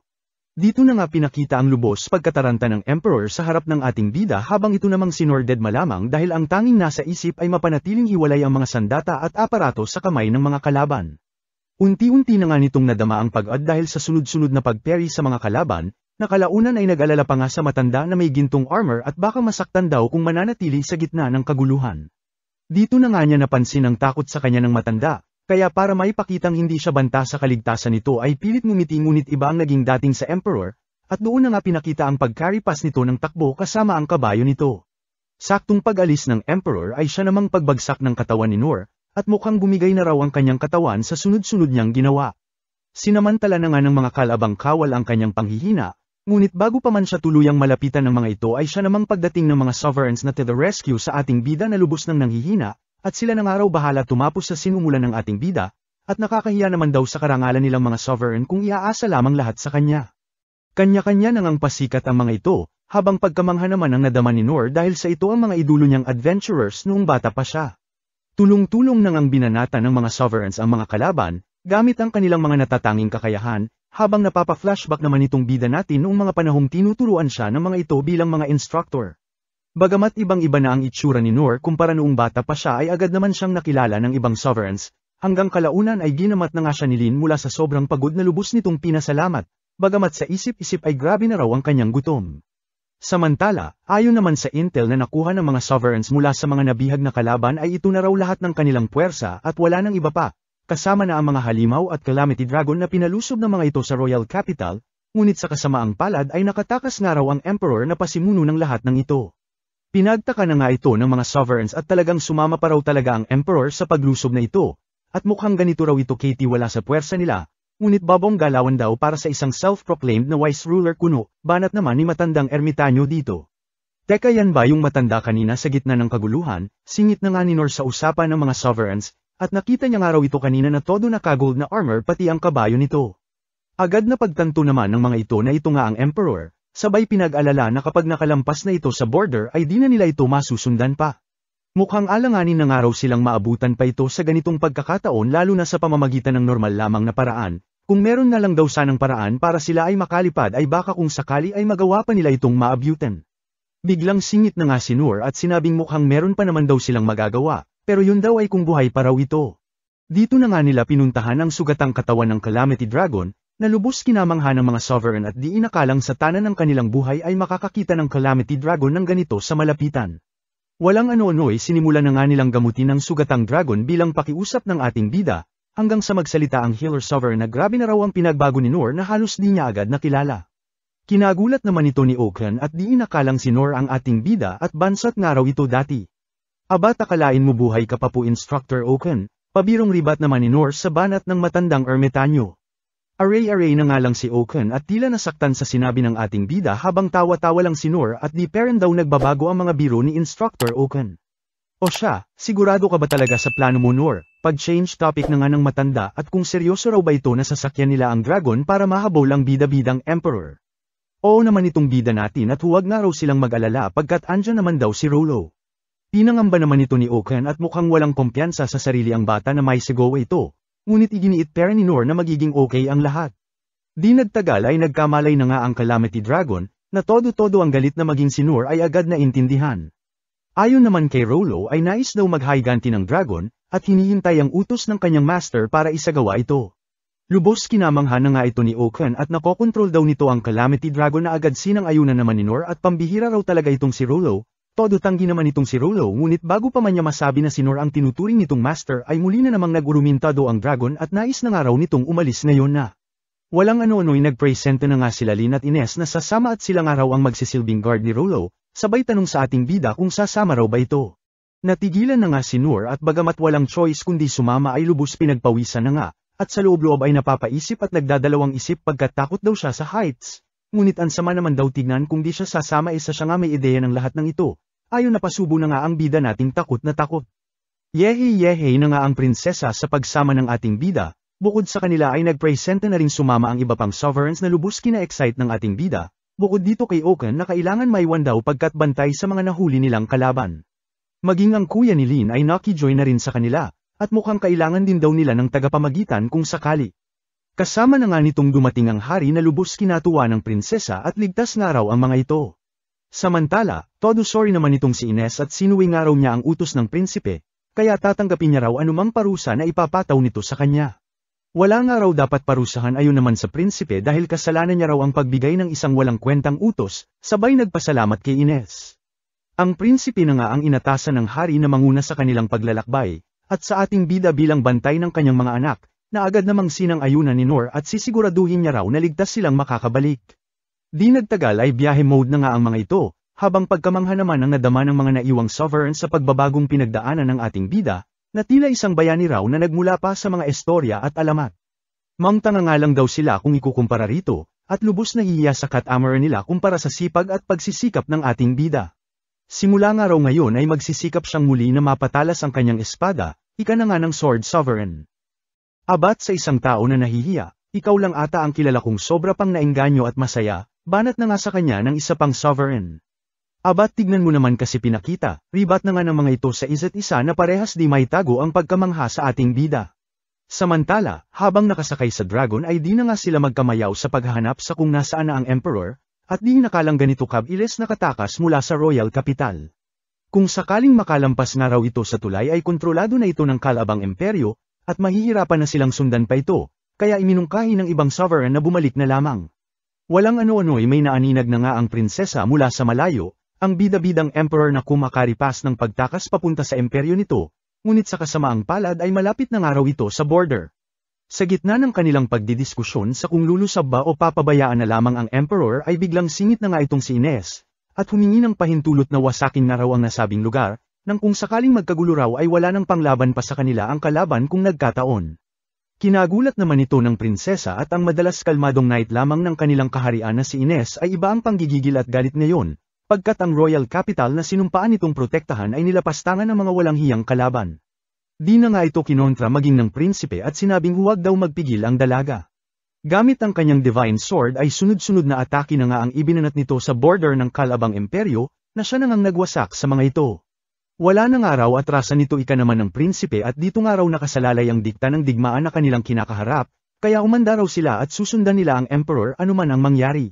Kumpiyansa naman ng prinsesa lalo na raw at kasama nila ang pinakamalalakas na tao ng kanilang kaharian, lalo na raw at kasama pa nila si Noor Sensei na di raw kayang tumbasan ang kadakilaan, at siguradong nakikinig lamang daw sa lahat ng kanilang pinag-uusapan, dahil alam daw nito na ito ay seryosohan, sabay pakita sa ating bida na tululaway at natutulog lang naman, hihi. Pag-ayos na nga muna lods ng like at subscribe ko dyan, salamat. Sa kasamaang palad ay tuluyan na ngang nakatakas ang emperor sa kanyang imperyo, napansin ang galit at panggigigil sa mga nangyari, pati na ang pagkabwisit sa mga kawal na kanyang kasama na puros daw walang kwenta. Walang ano-ano'y bigla na nga lang silang nagulat nang lumutang sa kanilang imperyo ang Calamity Dragon, lalo na itong emperor na tag-atak ang pawis sa takot nang muling makita ang dragon at panong buhay pa raw ito matapos nilang banatan ng pinagmamalaki nilang aparato na Brionac. Imposible nga raw ito, hanggang sa biglang matigilan ng maisip ang isa sa mga sovereigns, ang Sovereign of Healing na marahil may gawa raw nito. Pero kahit daw nagawa nila itong ibalik ay imposibleng basta na lamang itong makontrol, maliban na lamang daw kung may demon folk na nagkokontrol dito, sabay banat sa kanyang mga alipores at nasa na raw yung matandang hakluban na pinagising nila sa Calamity Dragon. Umalis na nga raw ayon naman kay Boy Bunot na lubos kinagalit ng Emperor at mukhang tinraidor daw sila nito, at bakit di raw kasi pinigilan nitong Bunot na nga raw ang buhok ay nakanukan pa ng bobo. Hala ikaw po nagsabi sa amin na bigyan siya ng special treatment bobo ka ba, ribat naman nga ni Boy Bunot na siya nang ibinalibag ng galit na Emperor. Huminahon ka po kamahalan, ika na nga ng knight na lumapit sa Emperor, ngunit siya ring binanatan ng walang kwentang Emperor at huwag daw puro tayo lang ang ambag at solusyonan ang kanilang kinakaharap na problema. As you wish, ika na nga lang ng knight habang nagpatuloy naman sa pag-uurumintado ang bida-bidang Emperor, at ihanda nga raw nila ang Keronos, na lubos kinagulat ng kanyang mga alipores.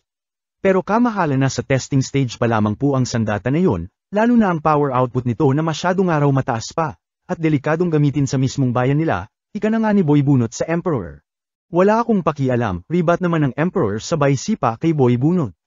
Wala na ngang nagawa ang iba kundi sundin na lamang ang nais ng baliw nilang Emperor, at kalaunan ay itinutok na nga ang dambuhalang sandata sa dambuhalang dragon na kanilang nakita. Ano pa nga ba at nawala na lamang ang ngiti ng Emperor nang biglang lumihis ang laser nila sa Calamity Dragon, at nagmala fireworks na nagkalat sa kanilang lugar na lubos kinabahala ng lahat. Galit-galaitan na nga ang Bobong Emperor at sino raw kasi nag-utos na ibanat ito kahit hindi pa handa ang sandata, na kina-poker face na lamang ng mga alipores niya sabay kamat ulo na lamang. Di na nga kinaya nila Boy bunot ang katangahan ng Emperor kaya isa-isa nang nagsialisan, na siya nang nag-iwang mag-isa sa walang kwentang Emperor. Iyak na nga lang si Tanga habang pinagmamasdan ng kaliwat kanang pagsabog sa kanyang imperyo, sabay pinakita ang POV ni Lanor noong panahong pineri niya ang pangmalakasang laser ng kalaban na lubos kinagulat ng kanyang mga kasamahan, ngunit sa kasamaang palad ay nahulog siya mula sa Calamity Dragon. Samantala, maging ang Knights ay tinable na rin ng kanilang Emperor, na siya na nga sanang papatayin ng mga ito ngunit sakto namang pagbagsak ni Nor sa kwarto ng Emperor. Lubos kinagulat na nga ito ng lahat at kung nandito raw ba ang ating bida para protektahan ang walang kwentang Emperor. Agad itinanggi naman ito ni Nor ngunit binanata na siya ng mga ito at inakalang bodyguard siya ng kanilang Emperor, sabay agap din naman ng ating bida sa Emperor at umiwas nga raw ito sa atake ngunit siya rin naman sumalansang dito na kinawalang malay na nga ng bida-bidang Emperor. Sabay-sabay na nga siyang inatake ng mga kalaban ngunit wa epek sa ating bida kaya kalaunan ay binatuhan na lamang ng granada ang Emperor. Di naman ito hinayaan ni Nor at sinipa na nga ang Emperor para makaiwas dito, na ayon sumalansang na nga sa pader sabay banat ng ating bida na bakit pinagkakaisahan daw nila ang isang walang muwang na matanda.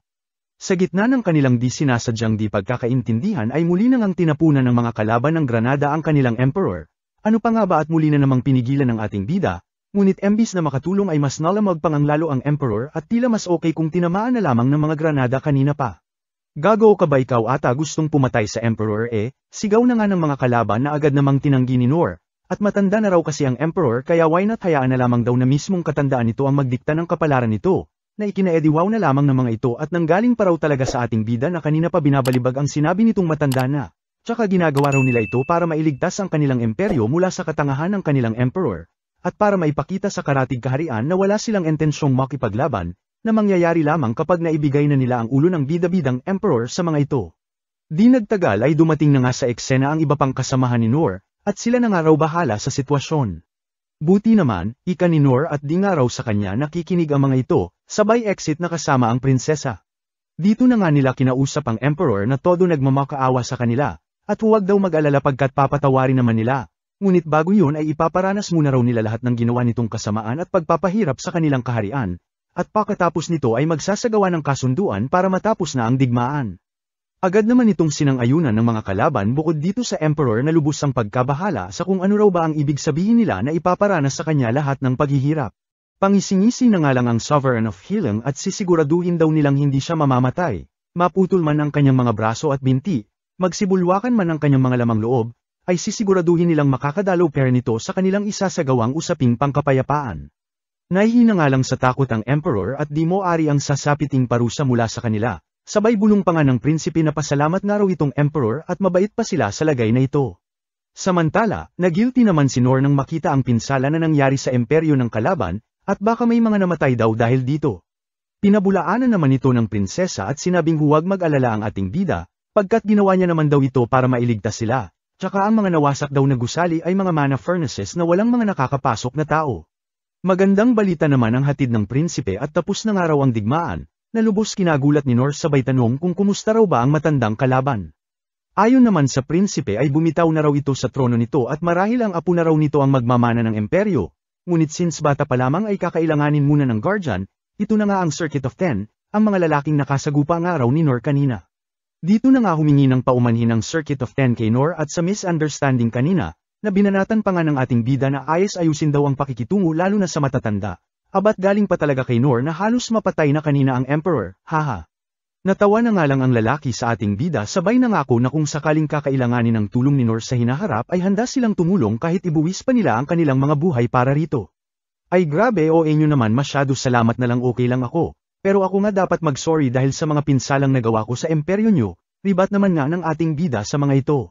Huwag nga raw mag-alala si Nor pagkat walang naitala na namatay o nasugatan sa mga pangyayari, kumpara sa mga nagawa ng kanilang imperyo na di lang basta binaliwala ang treaty ng kanilang mga bansa, bagkus ay inatake pa sila ng walang habas. Walang ano-ano'y eksena na nga ang dragon at nais na raw umuwi ayon dito kay Rolo, kaya naman agad na silang nagprepara upang umalis, bago makaalis ay nagpakilala naman si Kuya Puti, ang isa sa Circuit of 10 na si Imperial Sorcerer Randios, at sanay magkita pa nga raw silang muli ng ating bida balang araw. Ayun nga at happy-happy nang bumiyahe ang lahat, Bukod dito kay Noor na nakiusap kay Rolo na sabihan daw ang dragon na lumipad lamang ng mababa sa kanilang biyahe pauwi. Sa kanilang pag-uwi ay mismong hari na nga ang sumalubong sa kanila, kung saan hatid nila ang magandang balita na tapos na ang digmaan. Pasasalamat na nga ang hatid nila lalo na sa ating bida, na nais nilang bigyan ng gantimpala, ngunit ano pa nga ba at tinanggihan ni Noor, na lubos nilang kinagulat. Kinataranta na nga ito ng hari at dapat tanggapin na raw ito ng ating bida sa pagkakataong ito dahil magsisilbi raw itong masamang halimbawa sa iba. Natahimik na nga lang si Noor at napamuni-muni na ang kukulit daw ng pamilyang ito, kaya naman para matigil na sa kakakulit sa kanya ay sinabi na lamang na kung nais talaga nila na bigyan siya ng gantimpala ay ilaan na lamang kay Rolo, at tulungan nga raw nila imbes na siya. Patirahin daw nila sa royal capital at dito bigyan ng normal na buhay tulad ng ibang mamamayan. Para mangyari yan ay kailangang maging citizen ng kaharian ng bata, yan ba ang gusto mo? Tanong na nga ng hari sa ating bida. Oo naman itong si Noor at malaki nga raw ang utang na loob niya kay Rolo. At kung di raw dito ay olats daw sana sila sa Calamity Dragon. Bago pa man makarason na naman si Rolo na si Noor nga ang kinilalang master ng dragon ay bamanat na naman ng ating bida na masyado lang daw humble si Rolo para aminin ito, sabay muling iginiit ang kanyang pakiusap sa hari. Nabahala naman ang hari sa isip-isip nito pagkat kinukonsiderang kalaban ng Holy Theocracy of Mithra ang mga demon folks, at sino mang kaharian na tatanggap dito. Bago pa man makapagdesisyon ng hari ay muling humirit si Noor na kung mangungulit na naman daw sila ng gantimpala sa kanya ay ibigay na lamang sa iba, lalo na sa mga naapektuhan ng nakaraang pananalanta ng kalabang imperyo. Natawa na nga lang ang hari at sa bagay tama raw itong bida natin, sabay moment ni Rolo at di inakalang darating ang panahon na mababago ang buhay niya, kung saan pansamantalang tumuloy na muna kila Ines at naiyak sa pagkain kanyang natikman, na kailanman di niya inakalang kanyang mararanasan. Paranas na rin lods ng like at subscribe, salamat. Matapos ang kaguluhan ay muli nang pinabalik sa kanilang kaharian ang mga mamamayan ng Royal Capital, habang napamuni-muni naman itong ating bida kung okay lang ba ang iba matapos ang mga kaganapan. Happy-happy na nga ito nang makita na okay lang ang guild sabay napa-flashback sa kanyang nakaraan nang makita ang nahulog na signboard ng nasabing guild, at di nakalang makikita niya raw muli ang kanyang mga instructor noong bata pa siya, 15 taon na ang nakakalipas. Una na nga niyang binalik tanaw ang pagpunta niya sa training school ng swordmanship, kung saan instructor ang Sovereign of Sword. Dito na nga ibinida ng ating bida ang kanyang recommendation mula sa guildmaster kaya walang nagawa ang instructor kundi tanggapin na lamang si Noor bagamat alangan ito sa bata na kakayanin ng pagdadaan ng training. Ayon pa nga rito ay swerte na raw kung aabot ng 3 araw sa nasabing training ang ating bida, hanggang sa pamatak na ang 10 araw ay dito pera ng ating bida na lubos nitong pinagtaka, at mukhang iba rin daw ang tiyaga na taglay ng bata. Kumpara rin sa ibang mga estudyante ay may pambihira itong tapang, at kahit alanganin na ang katawan ay pilit pa ring lumalaban, na nagpamangha sa instructor at mukhang may future din daw ang bata someday. May taglay nga ring kakulaitan itong bida natin at na-request sa instructor na ipakita sa kanya ang skill na maaari niyang makuha kung nagkataon sa training school na ito, na siya rin namang pinagbigyan ng instructor. Gulat na nga ang nadama ni Noor sa mga nasaksihan, at halos di niya raw nakita ang ginawa ng kanilang instructor. Sa isip-isip naman ng instructor ay pangmalakasan itong skill na maging siya raw ay hirap sundan sa sobrang bilis, lalo na raw sa isang bata tulad ni Noor. Hanggang sa magulat na nga ito nang sabihin ni Noor ang bawat step na kanyang ginawa, at di inasahang ganito ang taglay na potensyal ng ating bida, na kung sakaling maasa raw ng maayos, ay siguradong matatapatan siya, o baka nga raw malampasan pa siya. Sa kasamaang palad ay inabot na sila ng 2 buwan sa pagtitraining ay wala pa rin nakukuhang skill si Noor, na lubos pinagtaka ng instructor at puro peri lamang daw ang nagagawa. At nang umabot na ng 3 buwan ay dito na napagdesisyonan ng instructor na itigil na ang pagsasanay ni Noor, at mukhang di raw para sa ating bida ang kasanayan sa espada, at marahil mas ikabubuti raw ni Noor kung susubukan nito ang iba pang kasanayan. Wala na nga itong sinayang pa na oras at rekta pumunta na agad sa training school ng mga mandirigma o warriors, na agad napansin ng instructor at ano raw ginagawa ng isang payatat sa lugar na ito. Rason na nga ng ating bida na sinabihan daw siya ng swordsman instructor na subukan ng iba pang kasanayan kaya siya nandirito, na kinataas kilay na lamang ng instructor at mukhang isang hatchang lang daw ay tamba na itong bida natin. Wala naman ang nagawa ang instructor kundi tanggapin na lamang ang bata dahil na rin sa taglay na kadesididuhan nito. Muli ay isang instructor na naman ang namangha at di inakalang magtatagal ang isang patpatang bata ng 2 buwan sa kanilang training, mas namangha pa nga ito nang makita ang pambihirang tapang at tatag ng bata na wala sa ibang mga estudyante, at kung magkakaskill lang daw ang ating bida ay walang dadang magiging pambihirang warrior ito.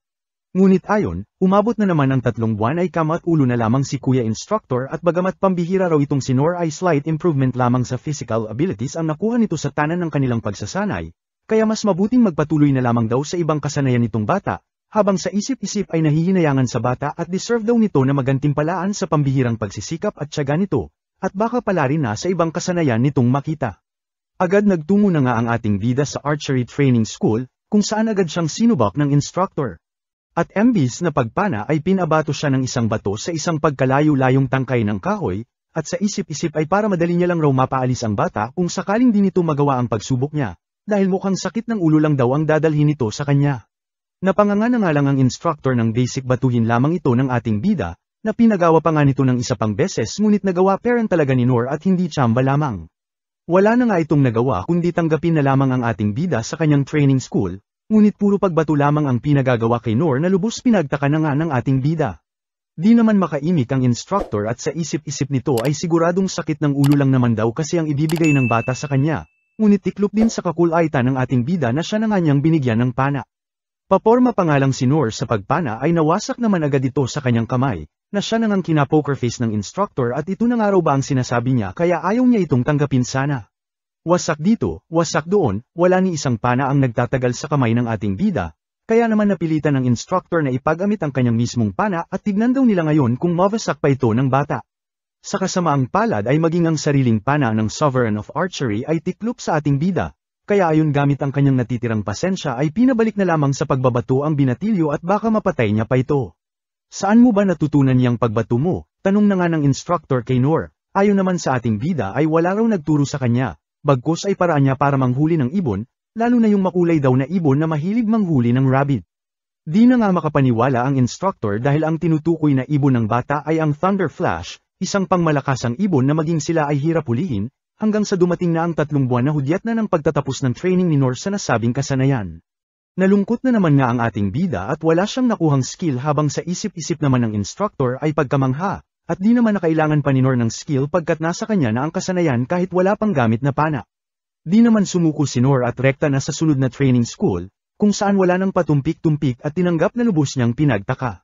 Rekta na sila sa pagsasanay kung saan nakitaan siya ng potensyal ng mismong instructor, hanggang sa gawin na nga nila ang pagsasanay na kailangan nilang iwasan ang mga bitag, kung saan imbis na iwasan ng ating bida ay buong tapang nitong hinarap, biniisip nga lang ito ni Noor na lubos kinamangha ng instructor ngunit sa kasamaang palad ay taliwas ang kanyang ginawa sa layo ng kasanayan na ito, kaya ayon muli ay di naging matagumpay ang bata natin at wala raw future sa pagiging spy ayon sa kanyang instructor, habang sa isip-isip ay lubos ang pagkamangha kay Noor at sa kabila raw nito ay pambihira ang taglay na abilidad, at pwede niya raw ma-recruit balang araw kung hindi man maging adventurer.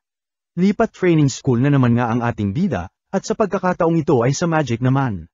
Makalipas ang 2 buwan ay matae-tae na nga sa pag-eri si Noor kasabay ang kanyang instructor makapalabas lamang ng isang simpleng spell ngunit sa kasamaang palad ay ulats talaga itong bida natin. Marahil baka kaya di raw makagamit ng magic si Noor ay dahil sa wala itong mana sa katawan umpisa pa lamang, kaya iminungkahi na baka makatulong daw sa bata ang pagpasok nito sa mana resonance room. Game naman agad si Noor ngunit pinaalalahanan ng instructor na lumabas agad kapag nakaramdam ng masama. Makalipas ang ilang araw ay nagulantang na lamang ang instructor ng mabalitaan na hindi pa rin lumalabas ng aparato itong si Noor, na lubha raw delikado ayon dito pagkat ina-amplify ang human senses at maaari nitong ikamatay. Dito na nga niya inabutan si Noor na tila wala lamang iniindang anuman sabay pinaalis pa nga ang instructor at huwag daw muna siyang distorbohin. Makalipas ang 3 buwan ay nalungkot na naman nga ang ating bida pagkat tiny flame lang daw ang natutunan niya sa tanan ng kanilang pagsasanay. Pinagaan naman ng instructor ang nadarama ng bata at sinabing malaking bagay na ito sa isang tao na walang mana, sabay nagulat nang makita na nagcast muli ng tiny flame si Noor sa kabilang kamay nito, na lubos kinagulantang ng instructor sa isip-isip nito pagkat inabot daw siya ng 50 years magawa lamang na mag-dual cast ng spell ngunit biniisip lamang ng ating bida.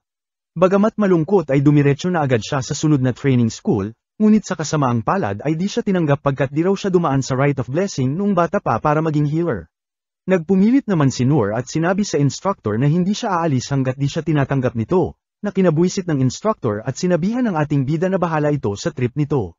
Nagdaan ang mga araw, malalamig na gabi, at pagpatak ng yebe, ay siyang tunay nga hindi umalis si Noor, bagamat may katibayan ang kadesididuhan ng ating bida ay di naman nakinaya ng kanyang katawan, dahil dito ay nakita ng instructor ang pambihirang puso ni Noor kaya tinanggap na siya sa training school. Makalipas ang 3 buwan ay nagawa ng ating bida na magamit ang low heel, na lubos kinagulat ng instructor pagkat imposible raw ito sa isang taong walang blessing. Sa kasamaang palad ay di kinikilalang skill para maging adventurer ang low heel, kaya ulats na naman ang ating bida. Umalis na ngang malungkot si Noor habang sa isip-isip naman ng instructor ay nakagawa ng himala ang bata sa kabila ng kawalan nito ng blessing na nangangahulugan daw ng pambihirang potensyal nito. Isang araw ay nawala na nga lang sa capital ang ating bida, na lubhang kinabahala ng mga sovereigns, at pambihira raw ang taglay na potensyal ng bata para masayang lamang. Lahat nga ng sovereigns ay kinilala ang kakayahan ni Noor at nagkasundo na bigyan gabay at training ang ating bida na nag-uumapaw daw sa potensyal, na siyang sinang-ayunan ng lahat at hahanapin daw nila ng kanilang mag-abayan. Balik kasalukuyan naman kung saan busy ang lahat sa pagsay sa ayos ng mga nawasak na gusali, sa tulong ni Noor na todo effort sa pagtulong sa mga kapwa mamamayan niya. Napa-flashback naman ang ating bida sa kanyang mga pinagdaanan at di inakalang lahat yun ay tapos na, laban dito, balibag doon, magkadiiwan-iwan pangaraw kaluluwa niya pero at least daw okay na. Pagkabahala naman nadama ng hari pati na ng prinsipe at mukhang kagagawan daw lahat ng Holy Theocracy of Mithra ang lahat pati na ang digmaang paganap ng kabilang imperyo, at mukhang di raw dito nagtatapos ang kaguluhan na mangyayari, buti na lamang daw at may mga maaasahan silang tao sa kanilang kaharian, lalo na ang ating bida. Kunwari din tong prinsesa na naghahatid kuno ng pagkain sa mga tao, peking-pekya yung gulat mukhang planado namang makita talaga ang ating bida malandi kang hype ka. Kaunting ngiti, kaunting bigay ng pagkain kay Noor, gusto lang ng ganda points sa ating bida. Sa kasamaang palad sa iyo ate prinsesa ay sa espada lamang niya na mamangha si Noor, at sa pangarap nitong maging adventurer mula pa noong bata pa ito. Abat bago nga matapos ang huling episode ay muli pa itong bomb iron ang pangmalakasan niyang Perry mailigtas lamang si Manong Kalbo. Pab-iron na rin lods ng like at subscribe, salamat. Damay nyo na rin po TikTok at Facebook ko andyan link sa profile ko.